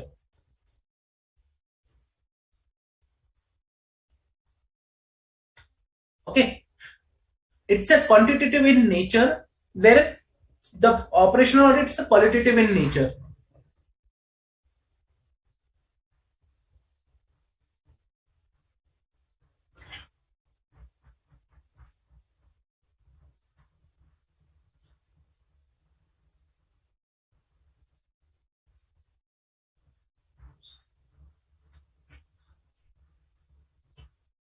So that is the basic difference between my internal audit and operational audit. Okay. We understood why we require operational audit. Operational audit is required to understand the on-ground implementation of operations. Okay, whether any shortcomings are there with respect to the implementation of the process.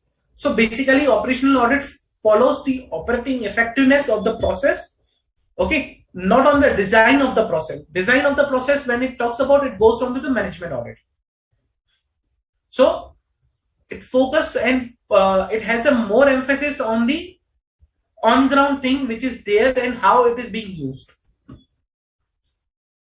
That's the basic need for the operational audits. Okay, now there are various type of operational audits.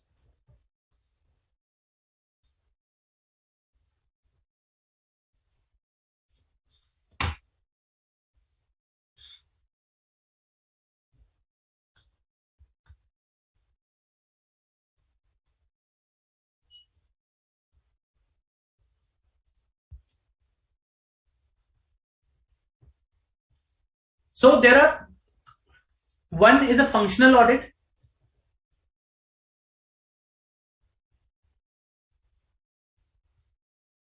That is audit of a particular function, let's say procurement, cash and bank, fixed asset, inventory. So of a particular function, billing, revenue. So that's a functional audit. Second is organizational.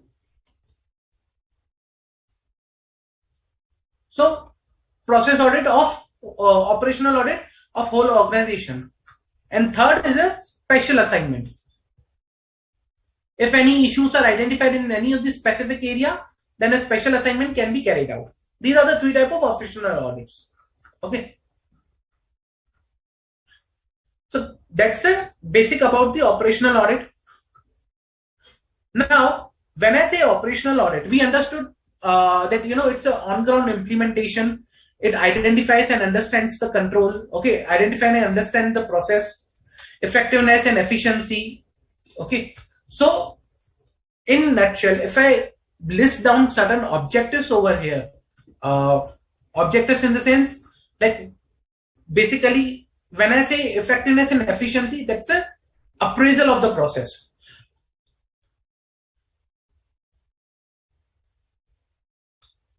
Appraisal activity, whether there is any like how it is working, how it is, whether any addition or any changes are required. When I say economy of operations, it talks about evaluation. Okay, evaluation of the particular operations, how operations are evaluated, like whether the operations are appropriately working, whether we are getting cost benefit analysis or not. Evaluation of the performance of that particular operation.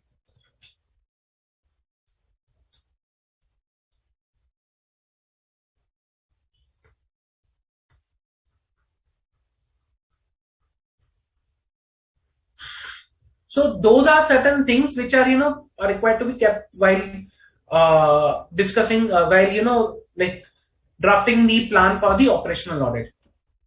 Okay, so that's a basic and detail. Information, or you can say that's the concept of operational audit that we have discussed now. Okay, now there is one more concept I want to discuss about. That's the review of systems and procedures. Review of systems and procedures.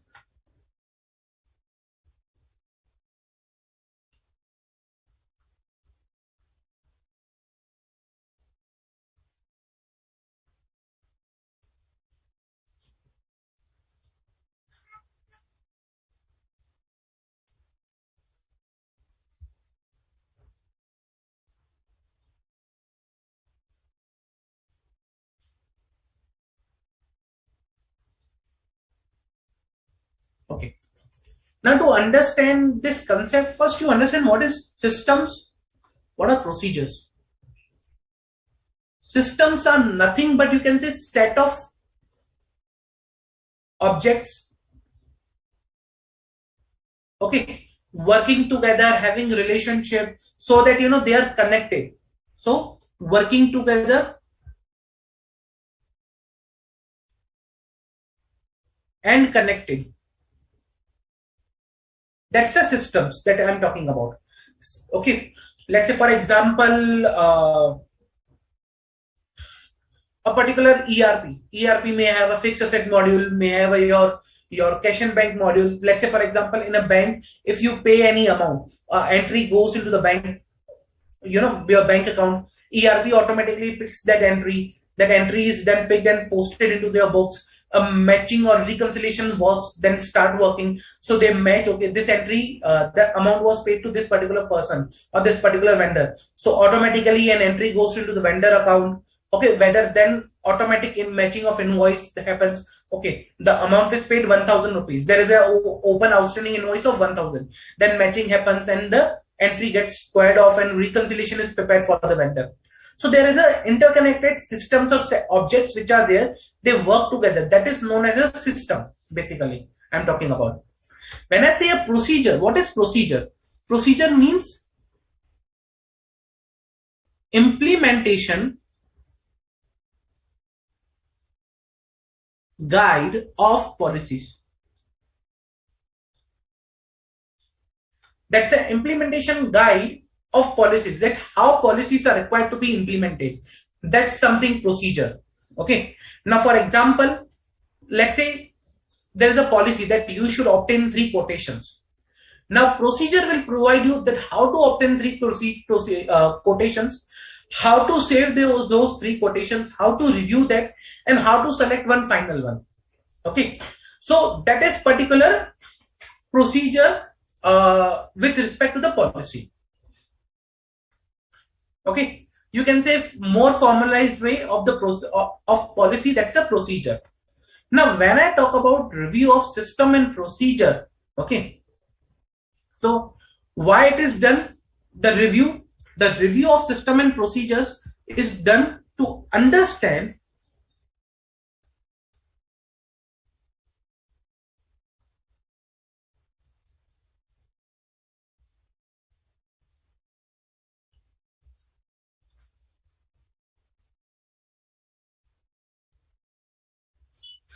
okay, the review of system and procedure is done to understand, okay, whether the system and procedures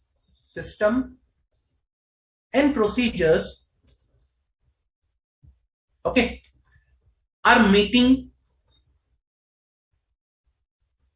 all the requirements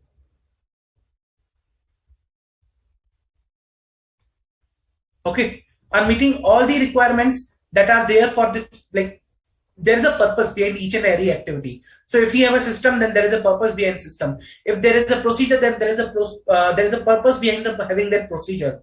So whether they are meeting that requirement of the purpose. Second, whether they are operating effectively.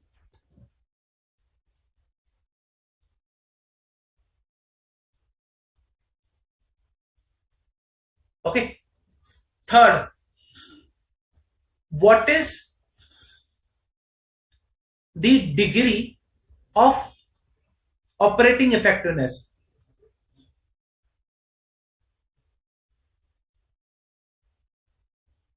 Let's say I'm saying it is operative effectively. Whether it is 100% operating effectively, 50%, 75%, what is the degree that is being operating effectively? That is something that we need to understand. Now, you must be wondering why this review of system and procedure is done when there is already management audit, operational audit, internal audit, financial audit. See, each and every review audit is designed for a specific purpose. Okay, this particular review focuses on systems and procedures.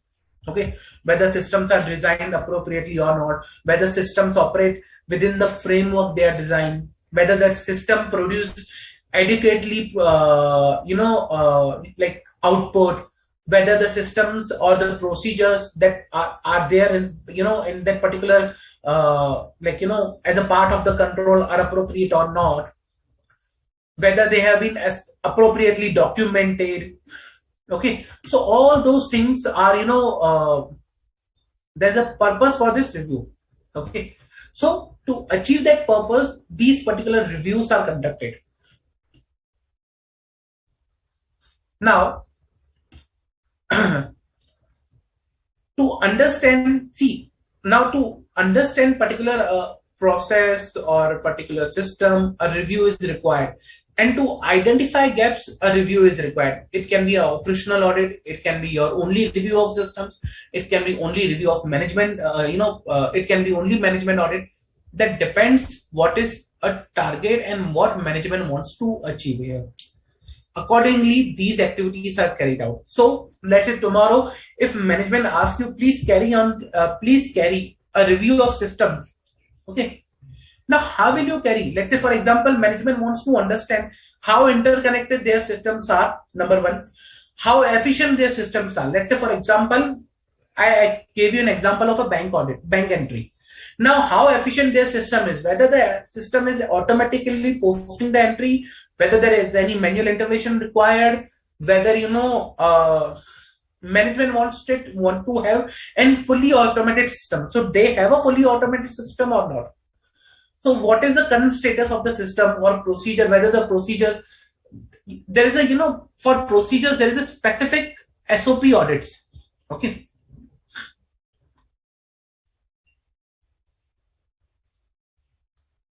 This is known as a SOP audits, standard operating procedures audit. So in that particular case, we review procedures, we review the standard operating procedures in order to decide whether the SOPs or standard operating procedures are designed to meet the objective of policy.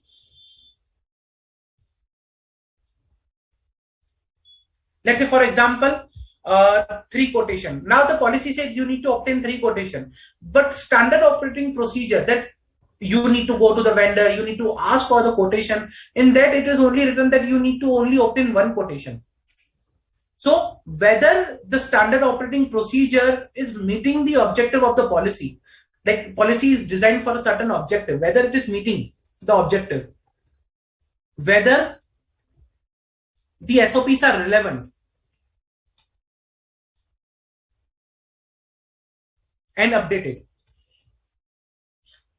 Okay, means let's say policy has 3 controls or 3 criteria to be fulfilled. Whether the SOPs are addressing those 3 criteria, and let's say, for example, there was an old policy. Now the policy has been updated. So whether the SOPs have been also updated or not. So SOP audits are also carried out in an organization. So there are various reviews and audits which are carried out. You need to understand before carrying out any of the review or audit or procedure, what is the purpose of that particular procedure? What is the purpose of that particular review or audit? Okay, and accordingly that is carried out. Any doubts till now, guys? Any doubt?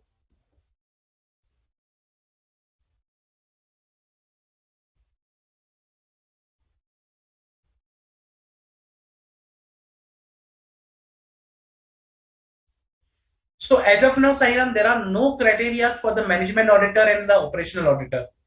That is something that is on the decision of the management, that how management audit or operational audit is carried out.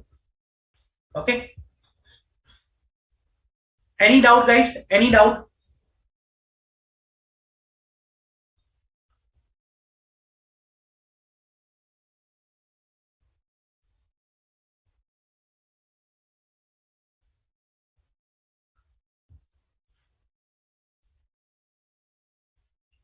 See, management auditor decision or operational auditor decision is basically based on the management, how they are looking into the process, what qualifications, experience they require. They depend upon type of the business, nature of the business activity. Let's say an electricity company might have different, might have different. So accordingly, it is different for both of the things. So it totally depends upon how they want to conduct and what they want to conduct.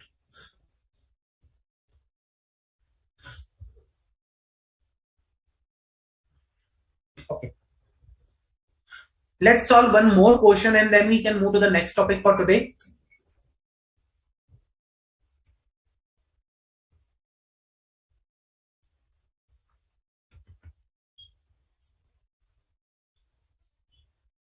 It will provide a detailed understanding of the topic that we discussed till now. It's a comprehensive one big portion.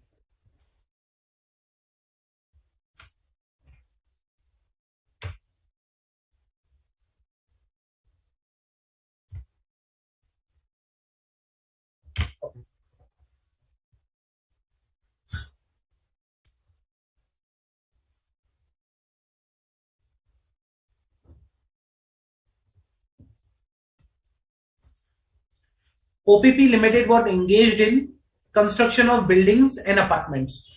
During the financial year 31st March 2021, the company was having 3 active projects, which were due for completion in the next 6 months. Following are the detail of state projects.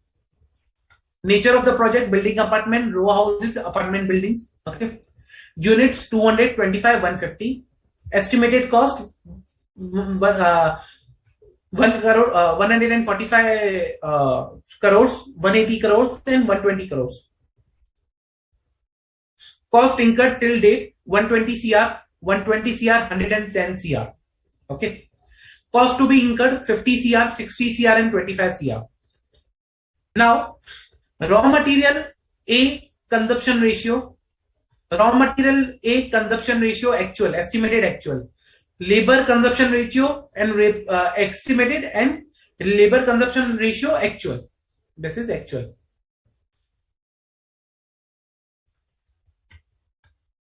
Okay. Estimated revenue from the projects and current valuation of per unit. Now, the financial information was presented to the board of directors at the year end by management. Upon looking into the details, the following comments were presented by the board of directors. Project A and C have total cost, okay, actual plus estimate 170 CR and 135 CR compared to the budgeted of 145 and 120. That shows that 17% and 12.5% cost overrun, whereas the standard overrun between 5 to 7% of the project cost for this type of project. Market value of the whole project is 120 CR and 75 CR compared to the total cost of 170 CR and 135 CR. Okay. Project B, actual cost 180 compared to the budgeted 180, which is on track. Actual market valuation is per unit is 6 CR, which total gives 150 CR market value compared to the cost 180 CR. Now, accordingly, the board of directors asked management to provide their comment why there is a such issue. Okay, the revenue is less compared to the total cost. There is a high overrun in 2 of the projects, that is 17% and 12.5%. So what management is saying that cost overrun in raw material is due to substandard quality of the raw material. Okay, that was supplied by the vendor X. Vendor X was newly enrolled vendor on the recommendation of the management, as it was providing raw material at the cheapest price. Based on the new vendor enrollment policy implemented by the management, the following requirements were removed from the said policy compared to the old policy. And these requirements are: raw material sample verification before enrollment. That requirement was removed. Second, keeping alternate vendor ready at ready stage, using 2 different vendors for big projects. So these requirements were removed from the policy. Okay. Upon identification, the vendor was changed due to the company entered into an agreement with another vendor who was ready to provide good quality of raw material but at a 10% higher price. To avoid any delays in the project completion, management accepted the contract with the new vendor. That with respect to the vendor of raw material over here. So the raw material consumption actual unit increased.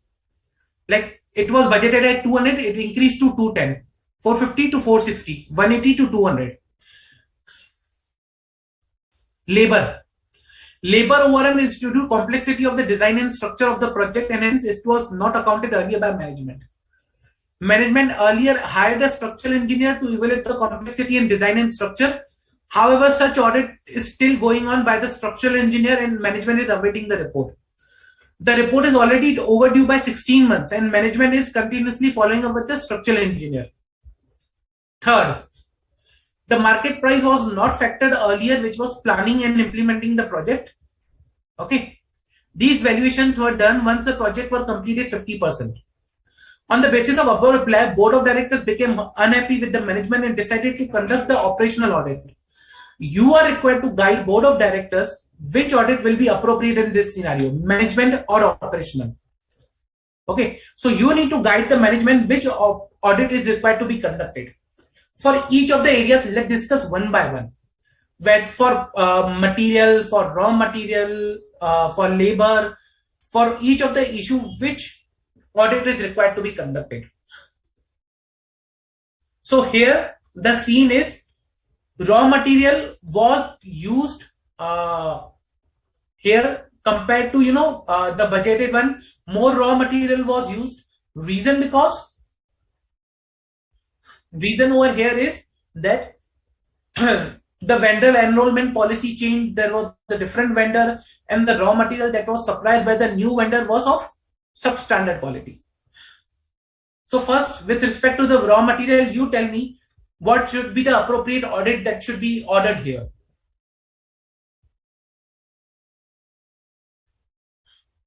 What should be the appropriate audit that should be ordered over here?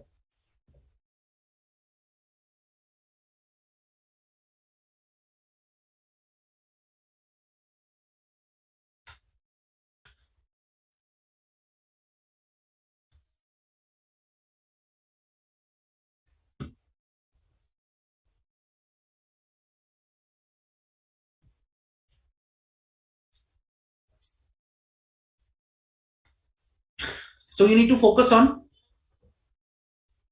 substandard quality of raw material supplied by vendor X.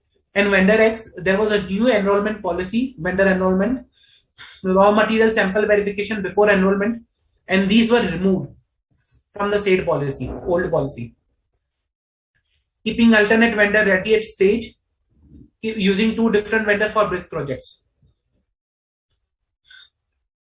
Okay, so this was the reason for the cost overrun in raw material.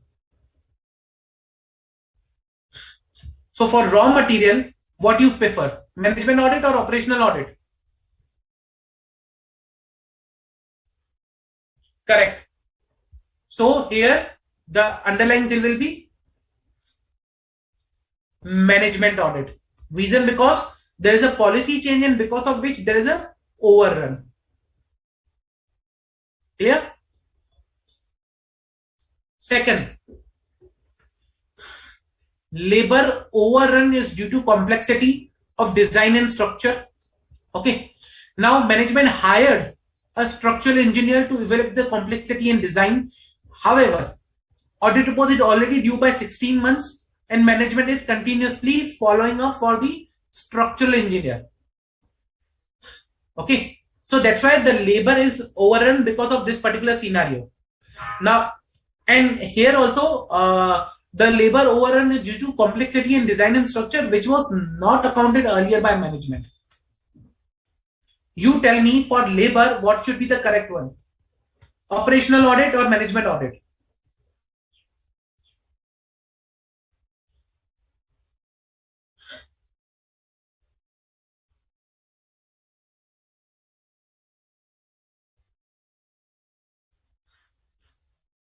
So you tell me whether operational audit or management audit is required.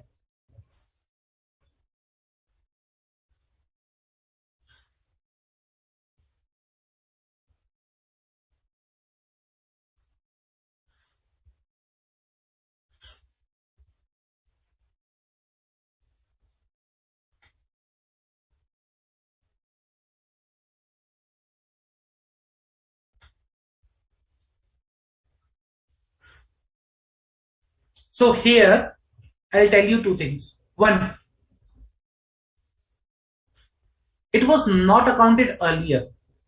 If there was a policy, okay, there should be a policy to consider this particular complexity. There should be a policy to consider this complexity before start of the project. Now this policy is missing clearly over here because it was not accounted earlier by management. Number two, management hired a structural engineer. to evaluate the complexity and design. Later on, management hire. Okay, but the audit report is already overdue by 16 months. Now management is continuously following up with structure engineer. Now second question comes, when there is overdue by 16 months, why not hire another structural engineer? Why only follow-ups are being done? What policy they have provided over here? Policy for overdue reports. Like when vendor is not providing their service appropriately, what policy says that? So there is a clear lacking of the policy at both ends. If there is a clear lacking of policy, then the answer will be management audit, not the operational audit. Clear? Third, market price was not factored earlier, which was planning and while planning and implementation of the project. The valuations were done once the project were completed 50%. You tell me with respect to this issue, what was the appropriate audit here?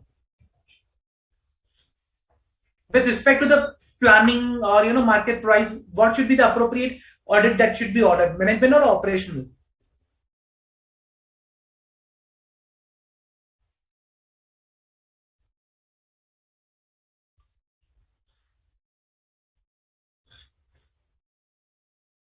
Management or operational audit?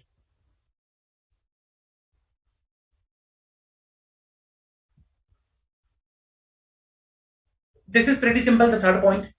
There is nothing difficult over here. Come on guys, management or operational audit?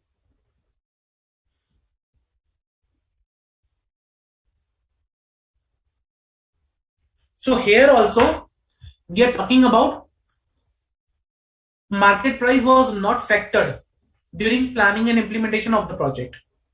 Means there is a delay, plus there is no policy to factor this particular thing.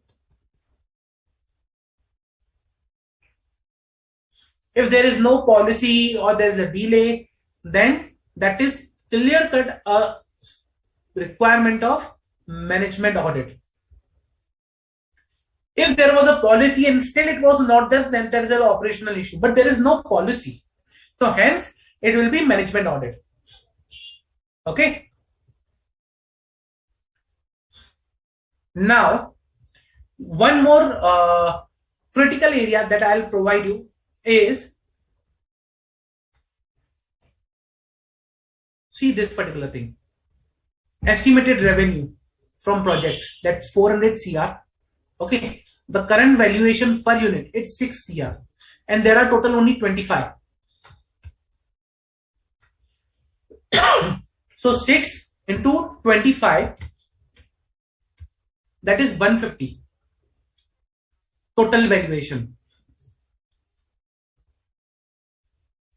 There's a huge gap between budgeted versus actual.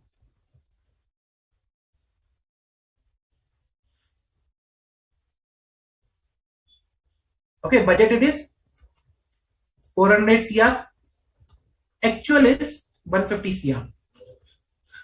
Now there can be two reasons for the difference. One, the policy to draft the budgets can be an issue,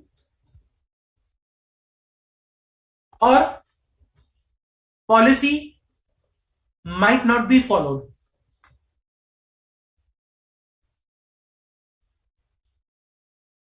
When they were designing the budget. Okay, if policy says that the end result of the policy is such a way that it is giving your the budgeted at 400 crores. If the budget is giving budget at 400 CR, then again it will be a question for the management audit that how the policy is designed. If policy is not followed, then operational audit will be carried why the policy was not followed on the ground, when there is a policy and why there is a huge difference. Accordingly, the audit is conducted. Clear? Any doubts? Any doubts, guys, with respect to this particular topic?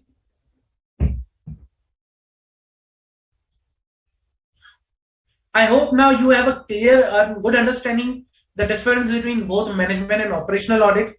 Also, we discussed various difference between internal audit and financial audit. Okay. Any doubt till now?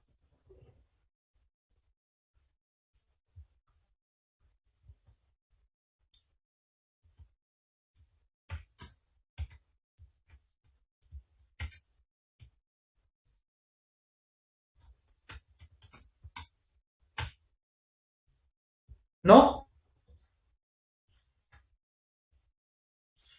If no further doubts, then guys, I'll request, I'll take you to the next topic. That is for today that was scheduled is audit of PSUs. We are done with the management, operational audit and internal audit. I'll request you to read after this lecture, this particular topic.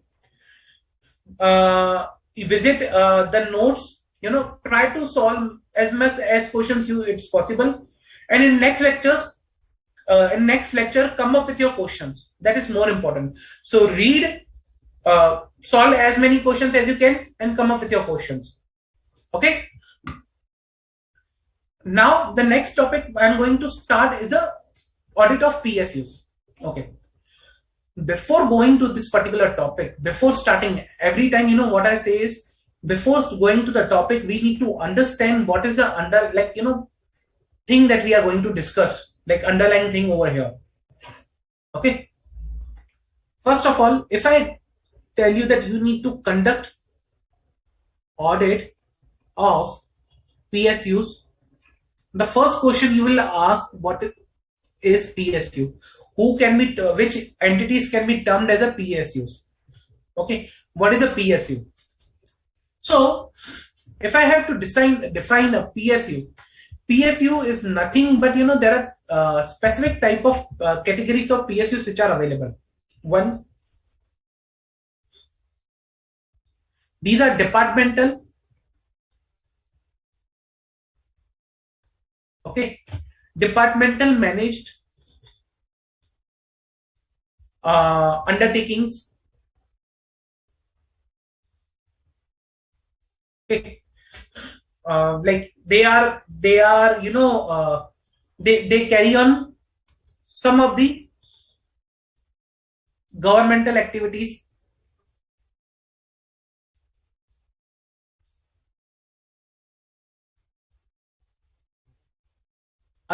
Some governmental activities are carried by them. Okay, they can be, for example, if I give you an example, railway, in that IRCTC. Okay, then you can say postal, banks,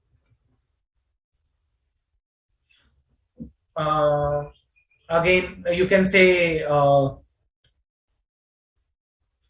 electricity corporation, but these are specific corporations. Okay, but again they can be simultaneously publicly owned also. Okay, or they can be specifically formed by an act. The second type is governmental companies under Companies Act 2013, where 51% or more of stake is with either central government, state government, or both. That is a governmental company. Okay, that is also known as PSUs. Corporations, specifically set up under legislature. So a specific act is passed, for that particular corporation. Like for example,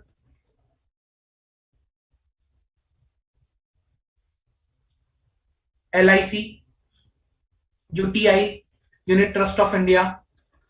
So some of such, special act is being passed. So those are PSUs, you can say. So these are the three categories of PSUs which are, fall under this particular definition or category or this category.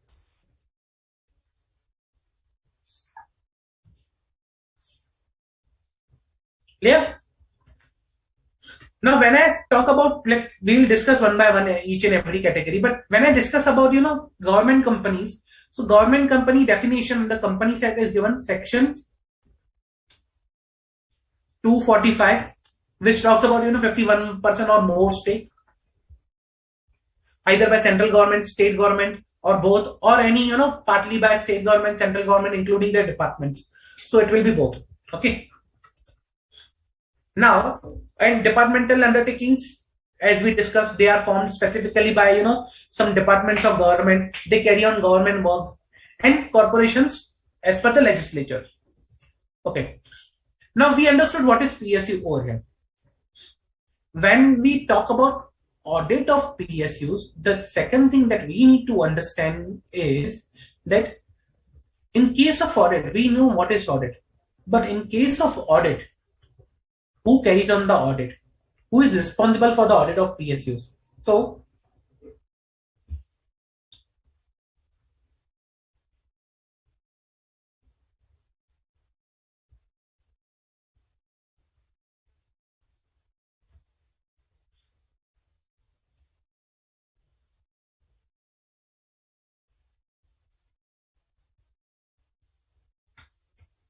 we understood the audit. Now it's time to understand who is responsible for audit.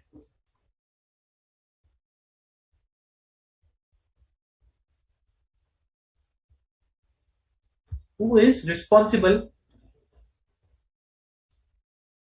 to carry the audit of PSU? Okay.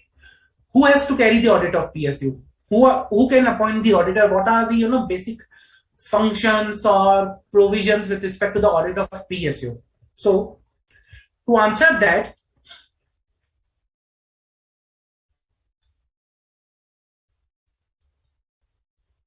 Comptroller and Audit General of India, that is we usually known as CNAG, is the authority under and a department set up under the CNAG, that is Indian Audit and Accounts Department of CNAG. They both are responsible, and they both are the authorities which carry on the audits, okay, for this particular PSUs, CNAG and Indian Audit and Accounts Department. Okay. Now, there are certain rules and provisions which are defined for CNAG on the basis of which these particular audits are carried out. So, first of all, these powers or rules come from Article 148, 149, 150 and 151 of Constitution of India.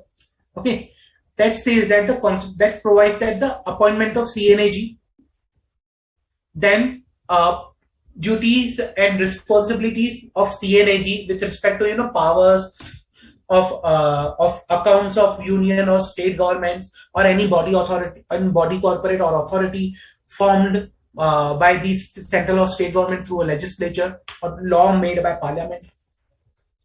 Then there is a specific act passed, that is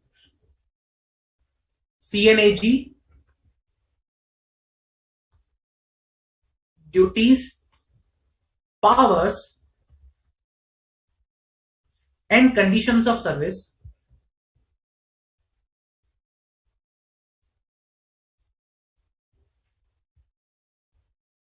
Duties, powers, and conditions of service Act 1971, which again defines the duties, powers, and the appointment of CNAG in much detail.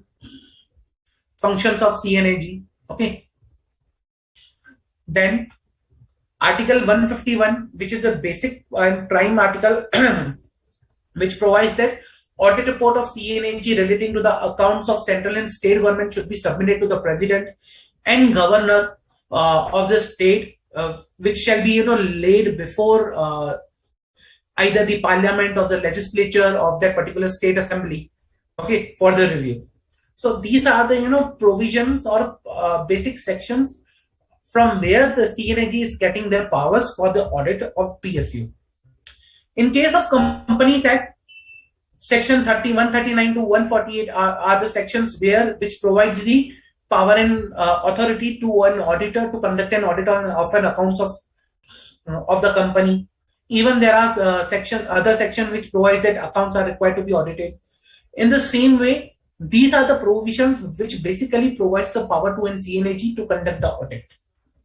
That is you can say the flow of authority from where it is coming. Okay. Now we understood what can be PSUs, from where these powers are coming. Then the next thing we need to understand basically here is that when these audits are conducted, okay, when these audits are conducted, what are the critical things that are kept in mind, or what are the, you can say, basic, you can say, critical paths or authorities or flow for this particular audit. Okay.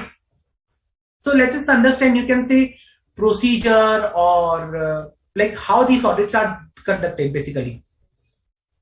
What is the procedure that is followed?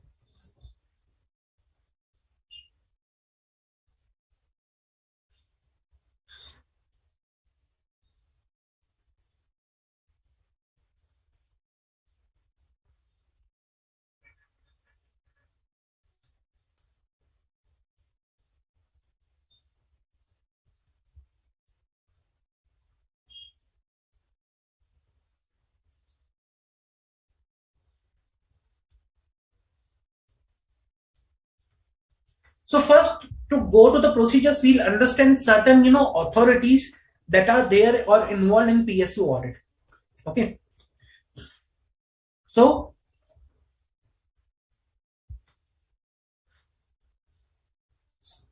what happens is when CNAG, okay, when CNAG conducts the audit either by appointing a charter accountant, we'll see with respect to the Companies Act the provisions. But when the CNAG conducts an audit, okay, then the audit report conducts the audit and prepares the audit report.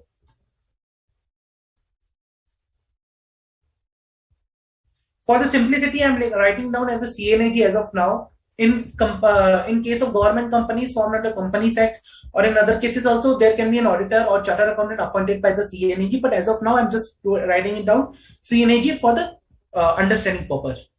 So when CNAG conducts the audit and prepares the audit report, that report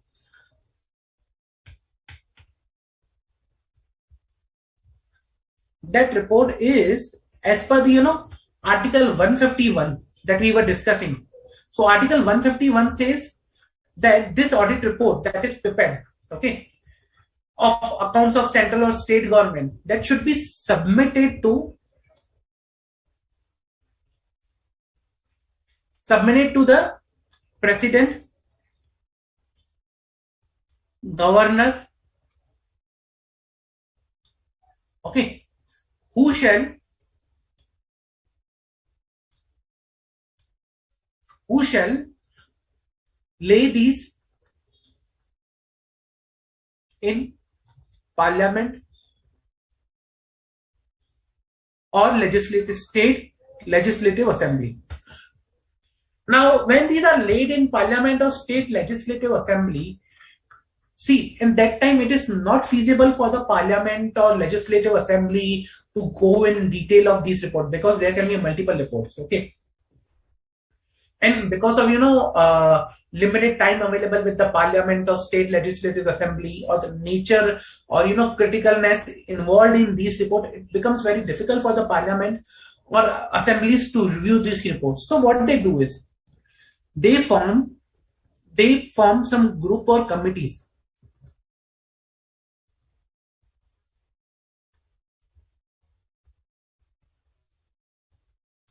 They form committees to review the report.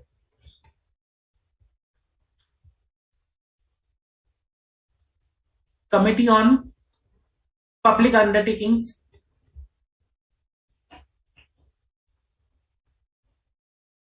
so these certain committees are formed. Okay, now these committees reviews based on their power and function. We'll see the report and they submit their report back to the Parliament. Okay,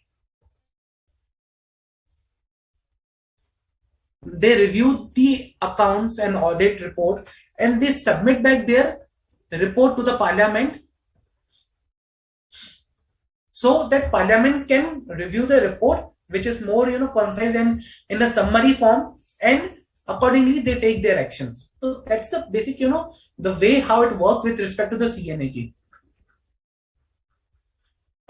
Just summary, not in detail, because we will understand the role of each and every committee. Public account, estimate, committee on public undertakings. We'll also understand the board setup in the case of commercial audit. Okay, so there is a board set up by CNAG or Indian Audit and Account Department to conduct the audit. But for simplicity, I have written the CNAG, but it includes board,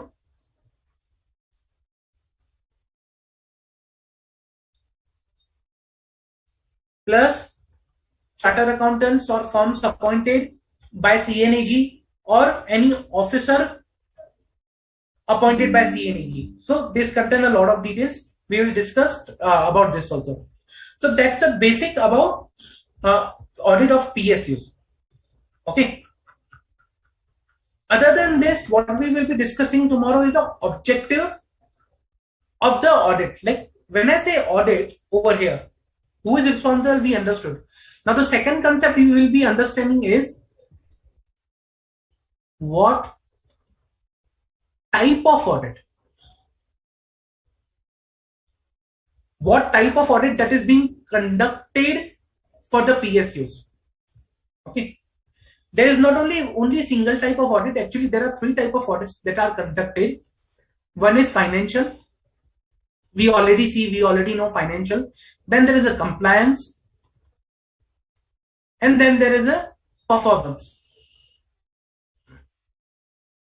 So we'll see all these three audits that are conducted, in detail, that what is the difference between compliance, performance, or financial audit. So type of audit is also important to understand, basically to get, understanding of what type of audit that we are talking about over here. Okay. We'll see the objectives and then how the audit conducted. Like, in each case, how the performance audit is conducted, how a particular, compliance audit is conducted. Then we'll see the comprehensive audit, or you can say proprietary audit in case of compliance and, performance audit. So we'll see different areas. Then we'll see also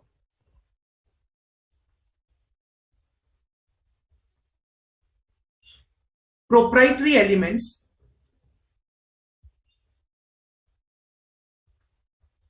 of CARO 2020, okay, with respect to the PSU audits. Which are the proprietary elements of CARO 2020 that are applicable over here? When I say proprietary, it is related with the decision making of the management. Okay, so that's something we are going to discuss in the next lecture. Now I'll request you guys read this topic thoroughly before start of the next lecture, so that it will be very easy for us to understand and discuss these topics. Be prepared with your questions. We will be discussing these topics in detail. Also read whatever we have discussed today, solve the questions, and come back with your questions, come back with your queries or questions that you have, so that we can solve that and you can have a appropriate understanding of the topic. Now also guys, please provide your feedback that whether you are liking the lectures, what additional things you require. That is very helpful for us to understand whether you are getting the things, or whether the things are whether you are liking the things or not. It is very important for us to understand your feedback, because these lectures are arranged for you guys. Okay, so please provide your feedback. That is very much critical for us. Okay guys, thank you for participating in today's lecture.